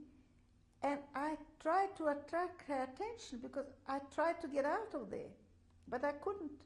The bunk was so high, so low, that I couldn't climb out. Eventually, I grabbed her feet, and she realized that I was there, and she quickly called some friends of hers, the people that were there, and they tried to lift the bunk a little bit, and I managed to climb out. But now was another problem. The people that were accepted were marked with stamped on their arms, but I didn't have that stamp. So they tried to get the sort of warm with their breath the stamp and try and get it onto me, which they succeeded of sorts. But then again, I was so flat and so small and so thin. So my mother took off her pants and made me a bit of a bosom, that I should look a bit fatter. Within a few minutes, again, the overseer came and took out all these people that were accepted. And they all tried to hide me. They were all surrounded me, that I shouldn't be seen very clearly. And they took us onto the yard, and we had to wait there till all the 500 women were either rejected or accepted, that the accepted ones were sent together in this group, and the rejected ones were sent away. I don't know where. I never saw them or heard of them. Now, the evening came, and as I said, we were kept separately. What they did for us, they pushed us all into a corridor. That corridor was really too small for all these women to sit. There was just no place. We could only stand, but how long can one stand? So we devised a plan we all, the women at the beginning of the corridor, sat down with their legs open, and each one sat in the next one herring fashion, all these rows. I managed to get out, the toilet was nearby, and I spent the day sitting on a tin in a toilet the whole night. But all the women, that's what they sat, herring-wise, next to each other, leaning against each other the whole night. In the morning, we were all taken to some sort of station, side stations, railway track, and we were put in little narrow gauge little coaches, and a few hours passed and we were brought to a little village. We didn't see the place that this little camp was built out of asbestos little huts, 15 to a hut. We were placed, the place was called Sophienwald. I wouldn't know where it is, and Sophienwald was spelled S-O-P-H-E-N-W-A-L-D, Sophienwald. There we were supposed to build an airstrip. We were all allocated 15 to a hut, and the hut consisted of just enough place for 15 people. The sleeping quarters on the floor on straw were the length of a human figure, was supposed 6 feet. It was separated from a little sort of passage by a little board that was maybe 6-7 inches high vertically, and another that width and height was put horizontally on that which was our table, our seat, and prevented from the straw coming away from that sleeping quarters. We all had to sleep one way, because if one turned from one side to another, all 15 had to turn, because it was just enough place for the 15 to lie sideways. It was pitch dark by the time the sun would go down. There was no light, nothing at all, you couldn't see. It was all okay in summer, but the first week when we started working at this airstrip, it was hot, and we would come home sweating and dirty and full of dust, and you could hardly recognize each other. And there was only one pump for all these 15 women. And we tried to ask these people, please, won't you provide us some bathing, take us to a bath, because there were communal baths, public baths. Won't you take us to this, like Turkish bath? It's very common in our part of this, and that part of the world. And they said, well, listen, it's still summer, and we're near a lake. We can take you to the lake. We were all very happy. So they would take us all to the lake. We would have to get undressed stark naked, because we certainly didn't have bathing costumes, and we couldn't spare that one pair of pants, whatever we had. So we would all go to the lake to have a dip, but we were not allowed to come out of this lake until the soldiers would have made enough fun of all these naked women there, and only then they would tell us, all right, now everybody can come out. Maya, we would sorry to interrupt you, but how did you feel naked? You didn't feel. You just didn't care. After all these things that we had to go through naked many, many times, you just don't care anymore. It didn't bother you. Nobody cared. So we used to go, and this is how we used to spend until, of course, they did eventually. When winter started approaching, we had problems, because we had no stockings, we had no jerseys, we had no coats, we just had our uniform. And you can imagine the cold there. -20 used to reach that part of the world, everywhere in Europe that winter. And we started crying. We said, listen, we can't, we can't work, we can't do anything. We were freezing. Used to pass by, go to work, and you would find a rubbish dump. You would scrape all the newspapers. You would put it in your shoes. You would put it in your, under your shirt, under your dress, just to keep yourself warm in the field working in this cold. The ground was frozen when you had to work. Eventually they brought us pullovers and coats. And the coats, they were just, you would stand in a queue, they would throw a coat at you. It didn't matter if you were fat and the coat was small, but eventually we exchanged the coats. The jerseys we put on our feet. arms went into the legs instead of stockings. That's how we wore our pullovers. It was a very hard time there because of the cold and the hard work that we had to do in the fields there. But there was no threat of death apart from sickness and so on, which was bad, of course. If you, God forbid, you got ill, then you were sent immediately back to Stutthof. Did the girls get along well, or were there occasions where that wasn't the case? You know, that was really hardly any time to really think about getting along. For us, for example, in our hut, we were 10 women from our part of the world, not from Latvia. And there were 5 German women. And that was continuous friction, because the German women always looked down upon us. We were the Ostjuden. They didn't like us at all. So there was continuous friction. In fact, there was quite a interesting, funny incident. First of all, when we used to go out and it was to rain and we used to come back, so of course it was, the clothes were frozen. You had to put on freezing clothes, stiff clothes to go back to work. And it was a whole problem. To 5 o'clock in the morning, we were woken up in winter, and you had to go to the kitchen and stand in the queue to get your coffee. And often you couldn't even get out in the winter to go to the toilet because it would be snowed in, and you couldn't open that little flimsy little door because it would be snowed in with this frozen. So we had to keep 2 buckets usually in our, one for coffee that we used to go. It used to take turns to go out for the coffee in the morning, and one was for natural causes that you had to use it for. And we had among us, this German woman was very arrogant and really was very unpleasant. We all hated her. Her name was Fritzi. And this Fritzi's turn was the morning that she had to go and get the coffee. She came in and brought the coffee, obviously put it onto our table, so cold, and she took her mug. All the mugs were on a string above our heads, were hanging. She took that mug. You couldn't see, it was no light. And she put her mug in the wrong bucket. And she said, "Oh, the coffee is again cold."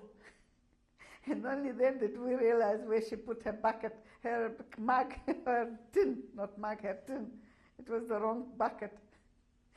It was really a very sort of, on our part, a very funny and satisfying incident, because we're pleased that it happened to her. It was very difficult. For example, if you had happened to find, or somebody would give you somewhere outside at work, a safety pin, you could really, it was a treasure, beyond the biggest treasure. You treasured the safety pin, because if somebody broke or something, we had no needles. A needle, you would barter a needle, a use of a needle, for a piece of bread. And the threads that we used was the stiffening in the coats. You would pull out from that linen stiffening that was in every coat. You pull out that, and you would give it to somebody and borrow or lend a needle. And of course, you would also barter, if you happen to have a long coat, you would be able to cut off a piece of coat, and somebody would be able to sew a pair of gloves from that piece of coat, or you would barter it for a piece of bread. I invented a little light during that time. I don't know how it came to me, where I saw it before, but this light I invented by finding on a rubbish bin an empty toothpaste tube. And I cut off the rest of the tube and left only the end and that hard part where it comes out, and found a little tin, and over that tin I put this end of this toothpaste tube, and then everybody had to contribute a piece of thread from their lining from the coat, and I made a wick out of that. And then we used to get every second day a piece of margarine, a tablespoon of margarine. Everybody had to give a little bit of margarine, and we rubbed this margarine into that wick, and it would light somebody would have a match, or we would get from the kitchen a piece of wood with a fire, and it gave us a chance to do the antlousing, to kill the lice. This was a major occupation. He said, what did we occupy ourselves? Antlousing, looking for lice. And eventually when they gave us those little stoves that we could, little one about a foot by a foot, little cast iron stoves with a chimney, and that was a godsend, because it gave us a chance to put the seams of our dresses where the lice concentrated mainly on the hot chimney of that little stove to kill the lice. And also you had to take that in turns, because everybody had the same problem. But that was a major problem, lice occupation. And in that case, it really was a godsend that we had no hair, because that really, I can imagine if we had long hair. But sometimes if the hair started growing, it would stick to, in winter, it would stick to the wall of this asbestos little hut in winter. How often did they shave your head? I think we had during that, must be 3 times during that period. And we were there again for, I was again lucky, because I was sick at one stage, and then I was assigned to cleaning the huts and working in the kitchen. So I worked in the kitchen for the last, I think, 4 months of our stay there. And the privilege was, of course, that I always got an extra plate of soup, number 1. And number 2, I was cleaning potatoes and carrots. I was an expert at that. And then, of course, legacy that I've remained from those times, that I had to fill in every day about 150 buckets of water from the pump, carry those water, so I have a curvature of the spine. That was part of that. For that many months, every day I had to carry 150 buckets of water, and thin and undernourished and so. What was your mother busy doing at this My stage? mother was working in the fields, and sometimes it was so cold and I was crying. She would take my hands and put it under her armpits to warm my hands. I was crying from the cold. And we were there until one day the SS came, and we knew that the war was coming to an end. At that stage, they couldn't send us to Stutthof for some reason, back to Stutthof. But we went on the march, these famous marches. At that stage, many camps were marching their Jews from one camp to the next. And it was already too difficult for them to kill the Jews. Now, I must tell you, this march was also something. We marched for about a week. I don't know how many kilometers we covered. I don't know where we went, where we were marching, but the marches were really terrible because it was snow, and we had wooden shoes, these wooden klumpen. Now, if anybody ever walked in these wooden shoes, it is really quite a problem on snow, because if you walk about 10 feet or so, the snow sticks to the wood, and it forms a cone with a point. And after so many meters that you walk, you actually have to stop and knock it off, because it's impossible. It can accumulate maybe 15 centimeters of snow, and it's impossible. You're like on stilts, and you would have to stop and knock it off and carry on. And if you stop too long enough, you either were hit on with the bat of the rifle, or you were shot.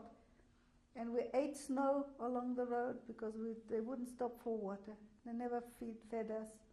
And we would stop in all sorts of most peculiar places. I remember once on the march we had overnight, we stopped in a concrete, it must have been a building that was started to be built, but it was just concrete columns there. And we had to spend the night there. It was freezing. It was bitter cold. We didn't know what to do with ourselves. And then I remember somebody suggested, go outside and take some snow and rub yourself with snow. And you know that actually helped. Naked, you would go and rub yourself vigorously with the rough snow. And it kept you that way. It kept you warm. And on that, after a week, they brought us to another camp, and it was a military camp that was obviously, it was on a lake, and it was a camp from soldiers, for German soldiers, which was vacated, and the camp was called Gottendorf, Gottendorf. This was a starvation camp. It wasn't a labor camp. It wasn't a camp with crematorium. It was literally a camp to starve us all to death. And when we arrived there, these 500 women, there were already men in that camp. And these men were walking shadows, skeletons. And what they did to eliminate them as quickly as possible, they did this. They knocked a hole in that lake that was frozen over, and they made these men, first of all, exercise, and then dip in that frozen lake. The men had to dip in that hole they made. They died like flies. The only activity that was in that camp was taking the men were dragging these corpses. People were walking shadows along those walls, hanging onto the walls. It was really most terrible camp. We had one dish full of soup, water, because at that stage it was on the main road, that camp. There were lots of dead horses, but Germans evacuating or retreating from the front. And we could see these dead horses being dragged into the camp and cooked for us. Potatoes, a few potatoes there, whatever they could scrape together. And of course, the sleeping accommodation, 3 to a bunk, it was really very tough. And people dying, you would come into the men's room, somebody would sit on a chair, and you would try and move him or wake him up thinking he's sleeping, and he would be dead. Or people would go to sleep in our, where we were there, and in the morning they were dead. People starved to die. My mother could hardly walk. And I was lucky that I knew a Hungarian girl who worked in a German kitchen. She was in a German kitchen, cooking for the Germans. And I remember she would tell me, come to the kitchen. And I would come to the kitchen and she would hand me like this, a handful. And what do you think was in that handful? Dried coffee. She would give me this ersatz coffee. And that's what I would come back and share it with my mother, that dried coffee. Whereabout was this camp? You know, I can't even tell you what it was. It was just on the road, and it must have been near Lauenburg, somewhere there. I don't even know where it was, because we were there only for about a month. And we really never thought that we will ever survive that, because that really was the end of it all. The Germans were retreating. We knew that the war was at an end, and we knew that they wouldn't let us survive. They kept on telling us all the time, don't rejoice, you know, we would drive you into the sea if we can't kill you. How did you know that the war was ending? Oh, there was raids all the time. And the Germans, there were wagons like these food tracker wagons, you know, these were covered all day long, day and night on the road, on that main road where this camp was. They were just retreating all the time. And we knew that that was happening already, you know, towards the end. And in fact, maybe a week before we were liberated, we saw there were some non-Jewish inmates in this camp, and they were all released. And we were sitting there and looking out of the window and seeing them running with their release papers to the gate for their relatives who were waiting for them. And we just thought, yeah, not our fate to be released like that. They were all running to the gates, and we really looked very envious.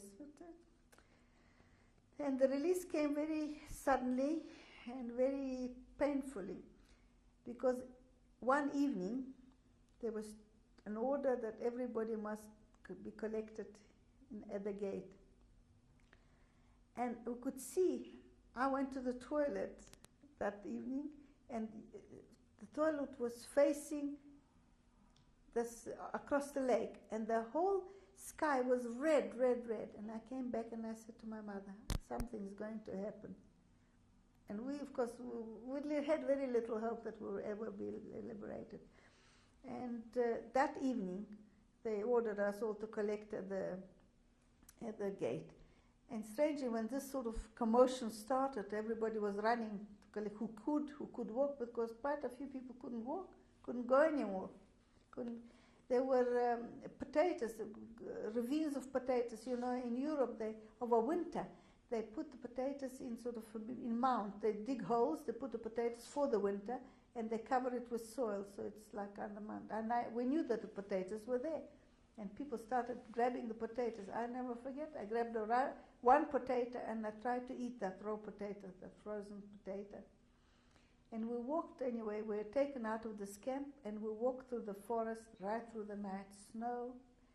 Nobody knew. The soldiers themselves didn't know where. We walked and then we stopped and then they were asking where to go. I don't know what they were asking, I presume where to go.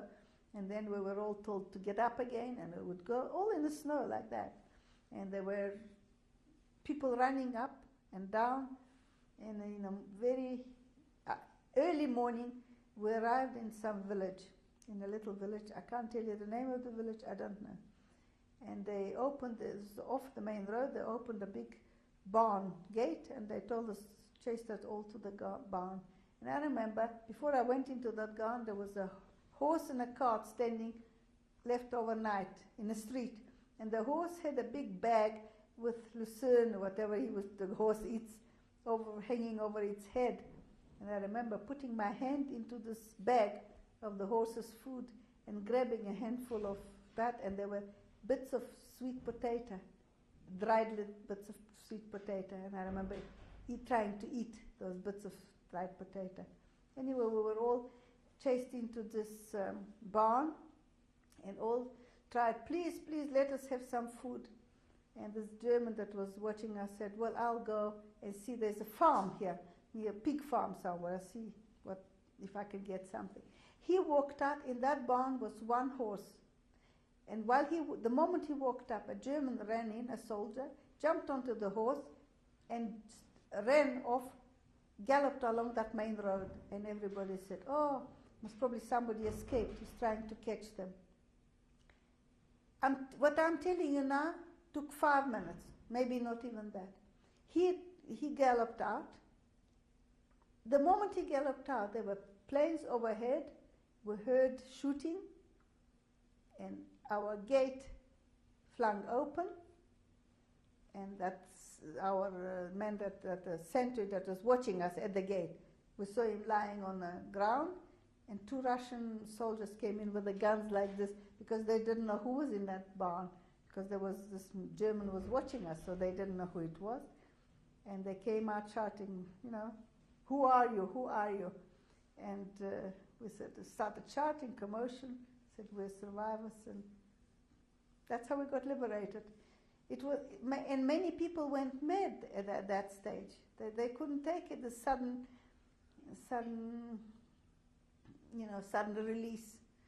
And on the other side, where the yard of that barn was, there were wagons with these people stayed overnight sleeping, and they were everybody started getting food and running. And that was.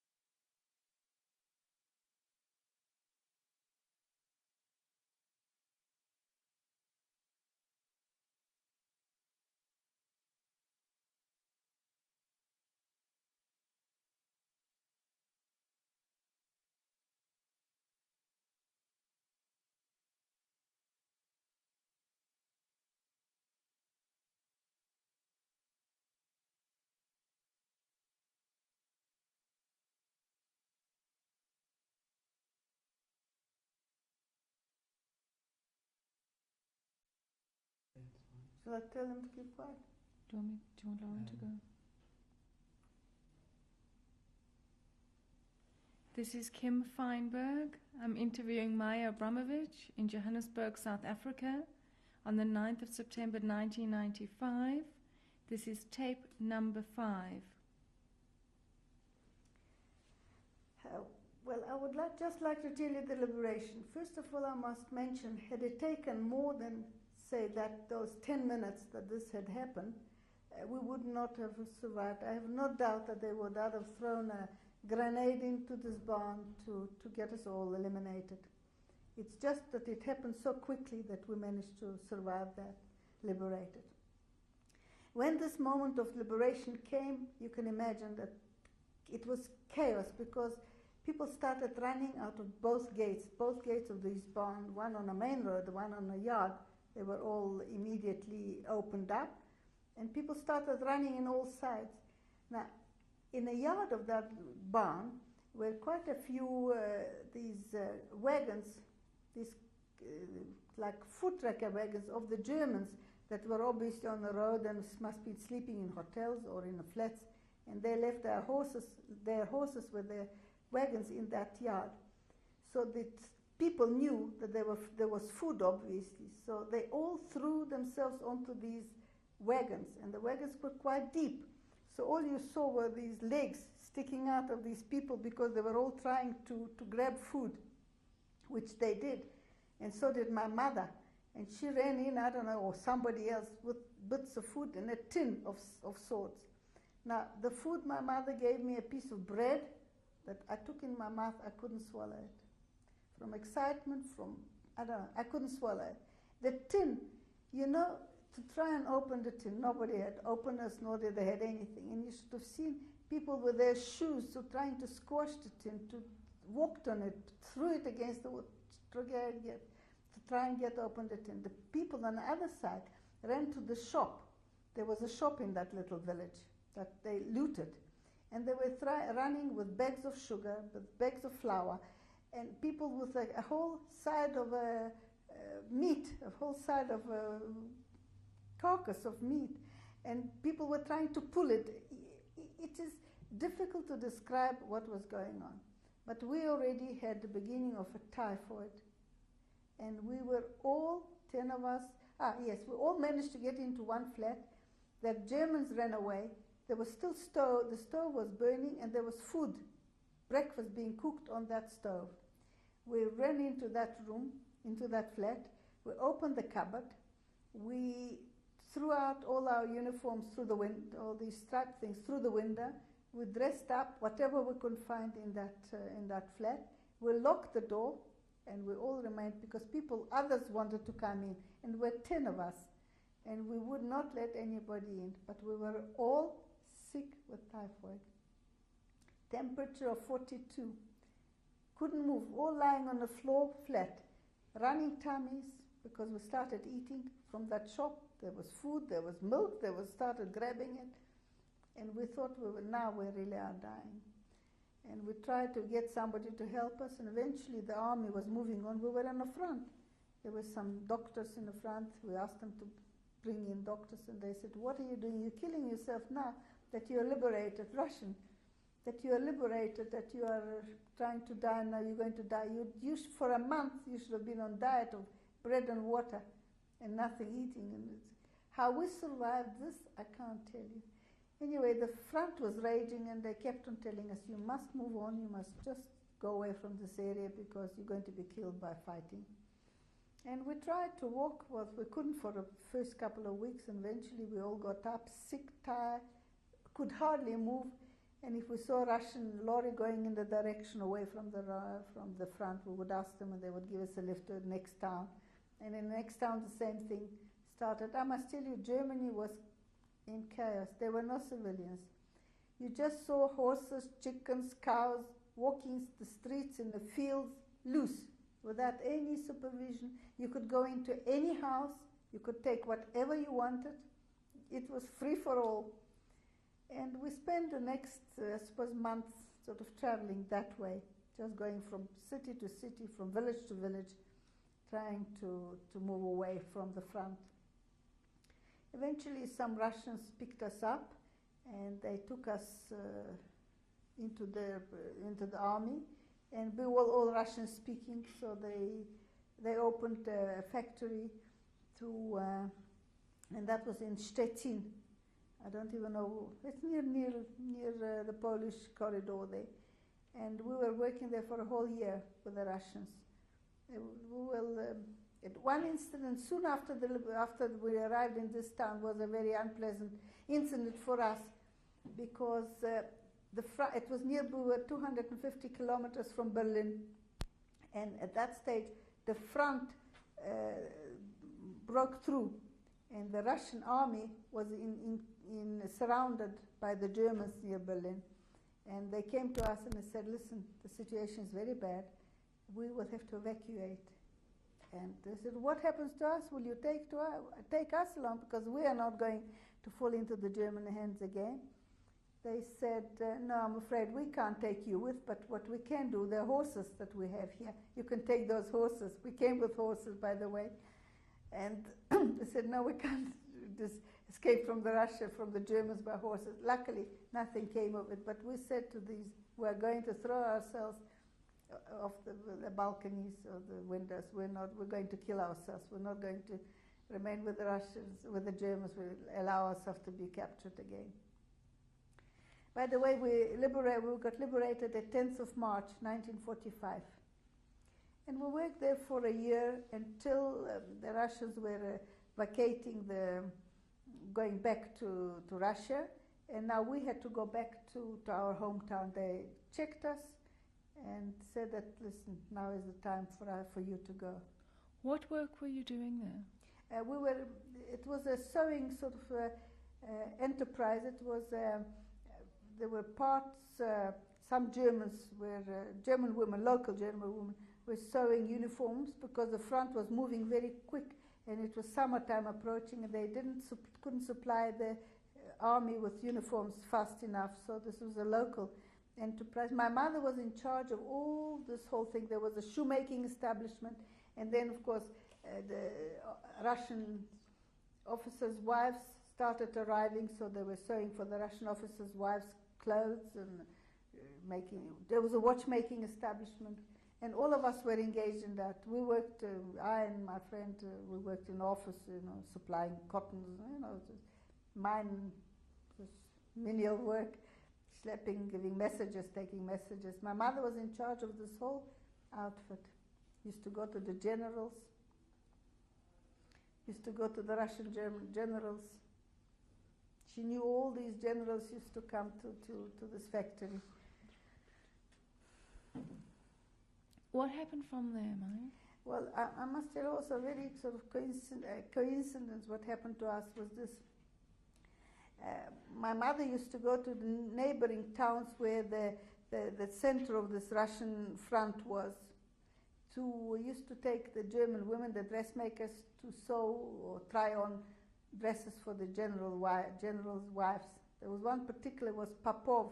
He was in charge of this whole Berlin front, and his wife was an actress. Do you know how to spell that? P-O-P-O-V, Popov, P-A-P-O-V. And he was a very well-known man, and his wife was an actress. She was a very well-known Russian actress.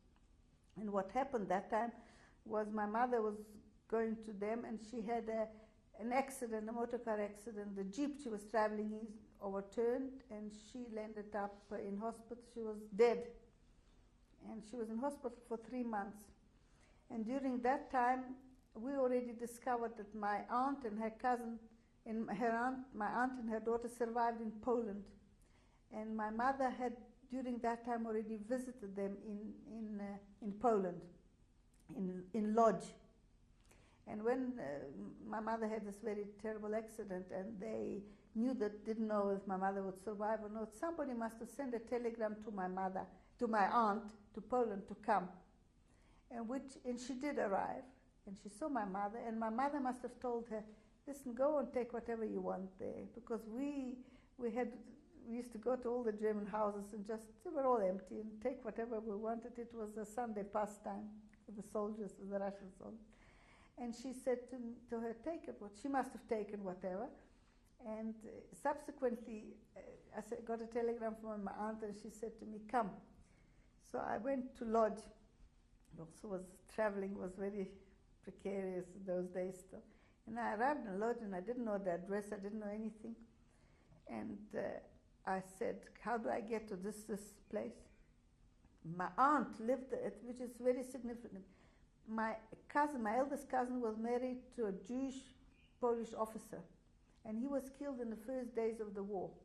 But after the war, because she was wife of a German, of a Polish officer, she was privileged and managed to get a flat. But they lived as non-Jews during the war. They managed to escape from the ghetto and lived as non-Jews. But the sad, which is very significant, that after the war, they still lived as non-Jews. Because if they would know that you were Jews, the Poles would kill you. And it was many incidents like this. So even after the war, they still were scared to say that they were Jews. And they were given this flat. Anyway, I got off this train and I said, "Please give me the address." So this man said, "You take a bus, number so-and-so, and you get off at this and this stop, and then you see another bus, and you'll take the bus, you'll ask them there." And I did just that. I got on a tram, got off, see a bus stop, and a long queue. I walk along this queue, and I see there's a woman, and she's wearing a blouse, a very familiar blouse. I know that blouse. And I come up to this woman, I say, "Excuse me, are you Franka Chwat?" And she says, "Yes." I said, "Well, I'm your cousin." And of course, she took me to their place. That's how I found my aunt. And where was the blouse from? Where did you recognize the My blouse? aunt came to visit my mother when my mother was in hospital. She took that blouse from the cupboard. They had also nothing at the time. And I didn't know that she had taken that blouse. And incidents like this. Then we worked for a whole year with the Russians until we had to go back, which we didn't, because by that stage, Israel had sent the shlichim all over Europe to collect the Jews, to get them to take them to Israel, and to get them into DP camps. And we already knew about it, and by some coincidence, we met somebody a Russian soldier that told us not to go back, because he's just come from Latvia, and he said, "Lithuania, and you must be mad, there's nothing, the only graves, what do you want to go back for?" And these Israeli missionaries were already from Israel and were looking for Jews, and we got to know of them. And they fixed us papers and so on, and arranged. There was a whole organization. The borders were bribed through Czechoslovakia, and there was a movement that the Germans had to vacate the Polish corridor, and they had to go, all the Germans had to be resettled back in Germany behind the Oder. That was the demarcation point. And trainloads of Germans used to travel across to there, and with every German trainload, there was 2-3 coaches of Jews that were being by arrangement transferred from this Russian-occupied zone to the German, by being the borders being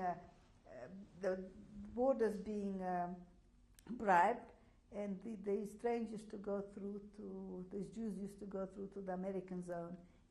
And the DP camps were there in Vienna and in Salzburg, and we went in both. How long were you in the DP camps for? Not long. And because, from there? Well, in the DP camps, we managed to get out of there also by some sort of very amazing case, because we were intending to go to Israel and thought to go to South Africa via Israel, because there were no other means. We had no money, no visas or anything. But we managed to get to that stage. My mother had 2 brothers in South Africa.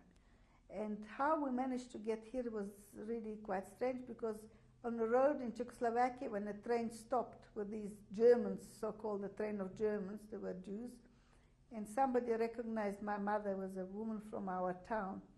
My mother was walking along the train looking for some other people that we were together, and she called her Madame Zark, and it was a neighbor of ours who came from Russia. They managed to get away from Russia and were on that very train. And it is a family by the name of Apter, and they were very well known and very wealthy people who were in Siberia and were sent out and managed to get away by hiring a plane. And when we arrived in this DP camp, we were all together. And a rabbi, a very famous rabbi from Israel, from America, Rabbi Silver, I think was his name, he was traveling the DP camps, and he had the possibility of giving out visas to Venezuela. He knew somebody who gave him X amount of visas for to give it to people who want to go to Venezuela. And this friend of ours, who was a whole family, I told their neighbor, and there was a whole father, mother, 2 sons, they were all knew this father. He was an industrialist in Riga before the war. He knew this Rabbi Silva, and he received visas to go to Venezuela, and he gave my mother also a visa for me and my mother. And once we were ready, and the visas were via Paris, transit Paris. And this old man, after knew Paris because he was doing business in Paris. So he said, come, we'll all go to Paris, and we'll remain in Paris. I'm sure we'll find some Jewish organization that will keep us there. And that's how, after a long journey, which I don't want to keep it going, we eventually did come to Paris and stayed in Paris for a whole year. And we were in contact with my uncle, and took my uncles a year to get us visas to come to South Africa through hook and crook and so on, and bribery and corruption. What did you do in Paris for that year? In Paris, I just studied and went to all the operas and took up music and ballet again. And who did you stay my with? uncles, we stayed in a hotel. The joint distribution provided us with a hotel. All the people in, all the refugees.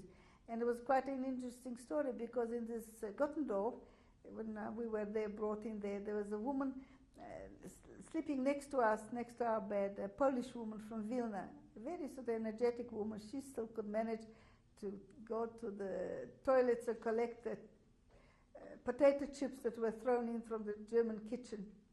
And she would collect these potato peels, go to the lake there was, and wash it and cook them, or whatever she did with them.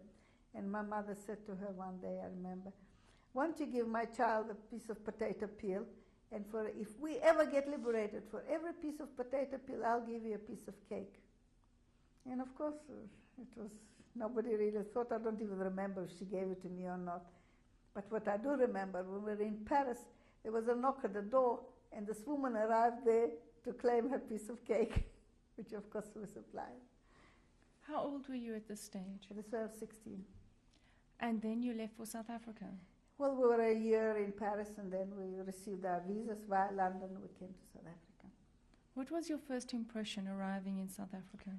Well, it was, we came by boat, and my uncle came to Cape Town to meet us. And you can understand that it was a very moving experience for me and for my mother. And my uncles were wonderful. They arranged a flat with a piano, because he knew that he didn't know about whether I play the piano or not, but he knew that my mother studied, and so he wanted to provide for her with a piano, which he did, and completely furnished the flat in stinkwood, which I detested. I actually cried and said, what are you crying? I said, oh, I don't like this. I said, that's the most expensive, the best furniture you can get in South Africa.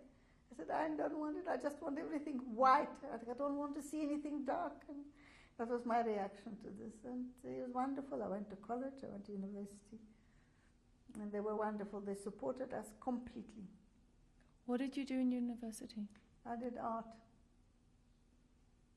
and history of classical history. And then, were you married? I was married in last year at university, and I didn't complete it because I got married and I had to keep home and sort of went to work and studied again and so on. Maya, completing this tape, would you like to give the reason why you agreed to this interview, as well as a message if you have one? Well, the message is this, particularly these times, that there is so much denial that these things haven't happened.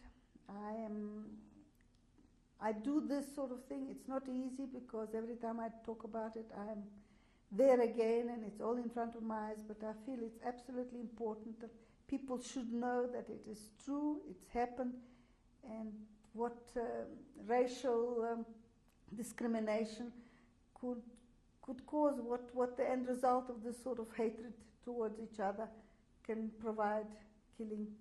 And I hope that the lessons that I've taught, or the lessons that people will learn from our experience, will try and avoid this repetition of that. Have you been back to Zvinsk since? Yes, I have taken my two daughters 2 years ago to show them, to take them. It was a traumatic experience for me. It was a traumatic experience for them, seeing all those miles of graves.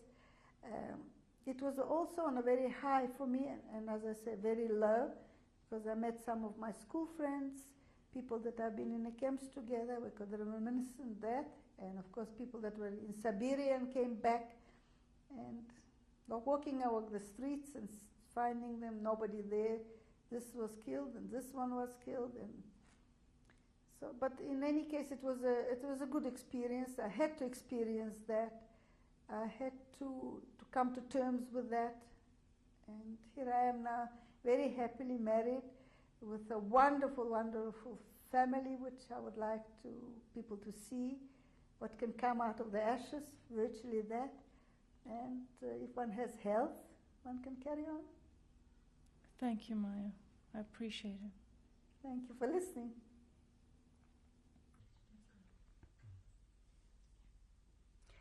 Okay, I would just like to introduce to you all my family. Now, this is my dear husband who stood for all my nonsense, hearing stories of the concentration camp, listening to my nightmares, and surviving it. This is my eldest daughter, Diana Smullen, married to Martin Smullen, my dear son-in-law, my son, virtually. On this side, I've got my eldest son, David. This is his wife, Dion, and this is our newest arrival, Aaron, to the family. This is our eldest granddaughter, Kim. She's finished school and about to embark on a life beyond that. This is our next granddaughter, and that's Gabriela. And she's still in matric, about to finish school. And this is our youngest granddaughter, not my grandson. Not the youngest, second youngest, and that's Richard Smullen. And he's a great champion here. He's ruling the roost. He's telling us all what to do. And he's a great sportsman, and doing well at school. And we have great expectations, Richard?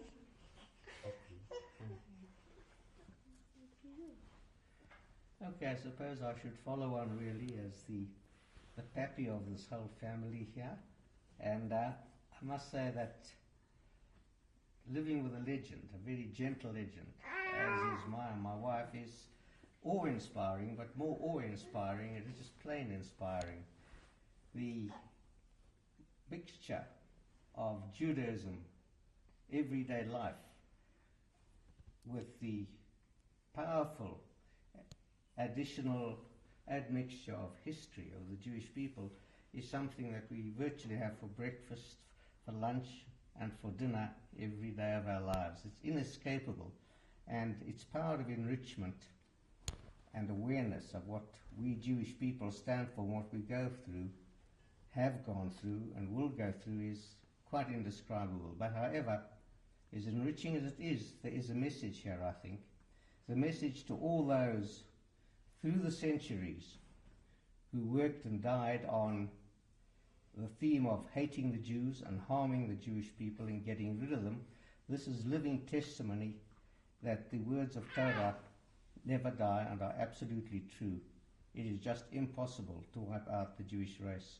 What we stand for in the good of the world is living testimony how good prevails over bad. And I think this family becomes very much imbued with this idea, thanks to Maya and the way she's put all the ideals of life across, without hatred, without rancor, but with deep sincerity and probably a life of total dedication. Really, I think that's all we need to say. And there's some of our philosophers in the family, Martin, who has deep thoughts about these things and deep feelings, could perhaps add as a recipient, coming like a moon to the earth from outside in to this rather awesome environment. When I met this family 26 years ago, I only then began to understand, after years of being interested in the Holocaust and all it meant, and being an avid reader and collector, quite coincidentally, only then did I really begin to understand what Simcha was all about. Because living testimony, as Sydney said, that Maya was here as an absolute inspiration to us. We now know what it means to enjoy every single good time and blessing that this family can offer. And may that, if nothing else, be a message from Maya and people like her who've come through this most terrible time. It's been an absolute privilege to be part of this family and to have known Maya, her late mother, and all the other people that we've been associated with through her. Her stories that have brought just books and pictures to real life have just been such an overwhelming event in my life and in the lives of our children that I feel deeply privileged to have been allowed to be part of this whole episode. Thank you. Beautiful Thank you, words, Martin. thank you. Thank you. Just one thing I'd like to say. I don't know if it's ever been, well, I certainly have never discussed it before, but I think for me particularly, and I know that there are certain friends of mine who have parents that have been through, or mothers or fathers that have been through a similar experience, that the awareness of the pain that our parents or our grandparents have been through, I think really allows one to have a particular relationship with that person. And through that relationship, I think, for me particularly, one gets a whole different understanding of my parents and my mother's mother. I think in the context of that, it's a unique understanding of where they're coming from and probably where we're going to, because I think the lessons that I learned from the history of the time then and the pain then and the history of the mere fact of living will have a good indication for our family particularly, and hopefully for our son and our family to come, which will see us right into the future. Thank you, my boy. Well, following on that, I'd just like to express my feelings and those of my sister Karen, who is living in Atlanta, and my brother Roy in London. We just love you, Mom. Thanks. It's just so special to have you. It's been a real privilege to have my mom and my grandmother. There's really not much that words can say. We have been blessed. And speaking on behalf of all the grandchildren, I'd just like to say how privileged we are. I mean, there's no words to describe how lucky we are to have such a wonderful grandmother with us, grandfather and everyone. And, I mean, all this offspring that has come from my gran. I mean, it's just no words to describe it. And to have known my great-grand for so many years, it's just been an absolute privilege.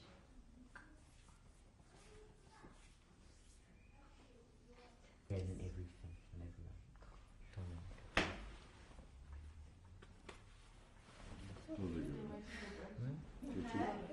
Beautiful. Gabriella. Special to me. Yeah. What you got to say about it? I said, no problem.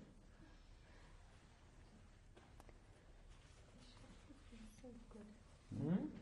You feel so good. Yeah. Yeah. Stop. Yes. Tremendous. He is good. He's looking at me. Well, it's generally cool. It's cool. It gets uncool when you get too many people hassle him, which I can't blame him for. When he goes from person to person. Oh. And when he gets hungry. Kim, look at the otherwise camera. it's fun. Everybody loves You gotta get horny this morning. This picture was taken about 1938, I should imagine, 39, in Stropy, a place we used to go on holiday. It's my father, my mother, and I. And this doll that I am holding was brought to me as a present. My mother brought it to me from Vienna. It was a very treasured possession of mine until one day my little dog got hold of it and took off the head. And it was a great tragedy in my life, that the head. But there was one plus to it. I could suddenly discover how the eyes worked, because I could see the mechanism, which bothered me all the time. How could she close and open her eyes?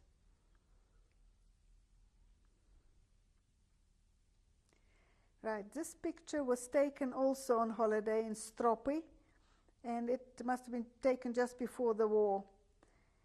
And in 1992, when I took my two daughters back to my hometown and to this place where we spend the holidays, I showed them the very same place where this picture was taken. The villa wasn't there, but the vegetation was very similar to what it was at the time.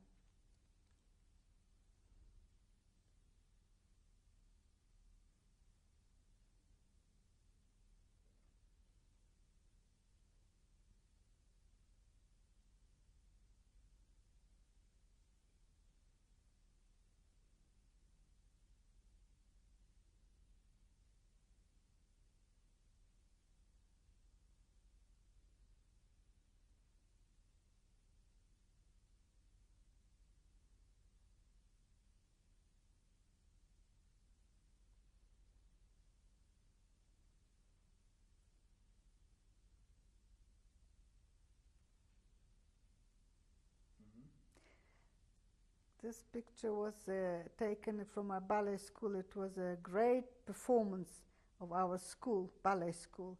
And we were all, our class were all dolls. I'm on the knees here, and we had Marquis, and I'm kissing my lady's hand. It was a great success because I got a wonderful write-up in a newspaper following this performance. This picture my mother survived because my mother happened to send it to my uncle here in South Africa. We had nothing. We had no pictures whatsoever.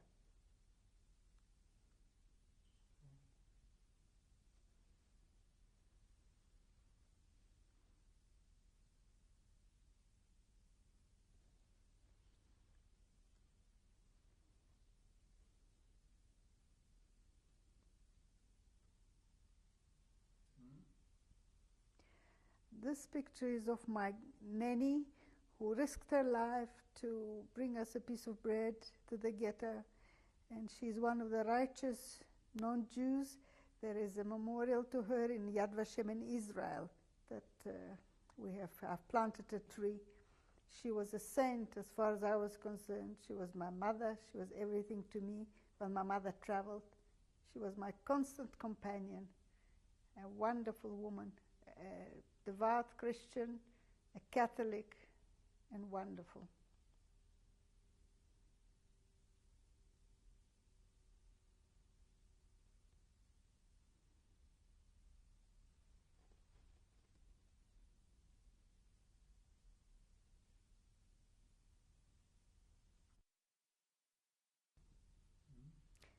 This is our younger daughter, Karen Aginski. She lives in Atlanta at the moment. She's number 3 on the line of my children. And she's an artist. She paints. She's married to Philip Aginski, and she's got two girls, aged 13 and 10.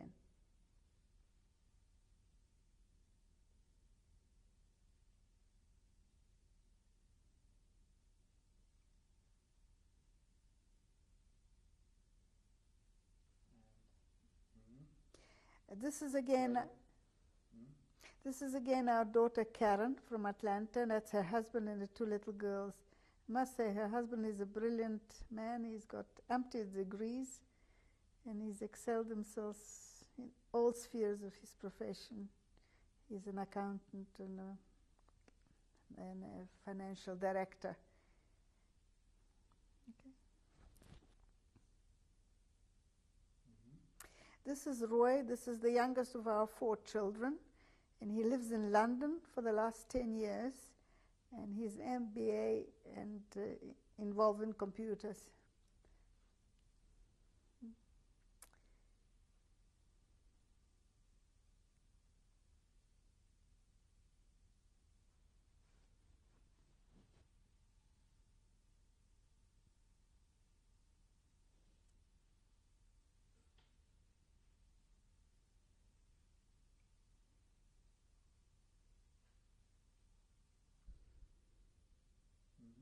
This is a picture of my mother at the age of 93.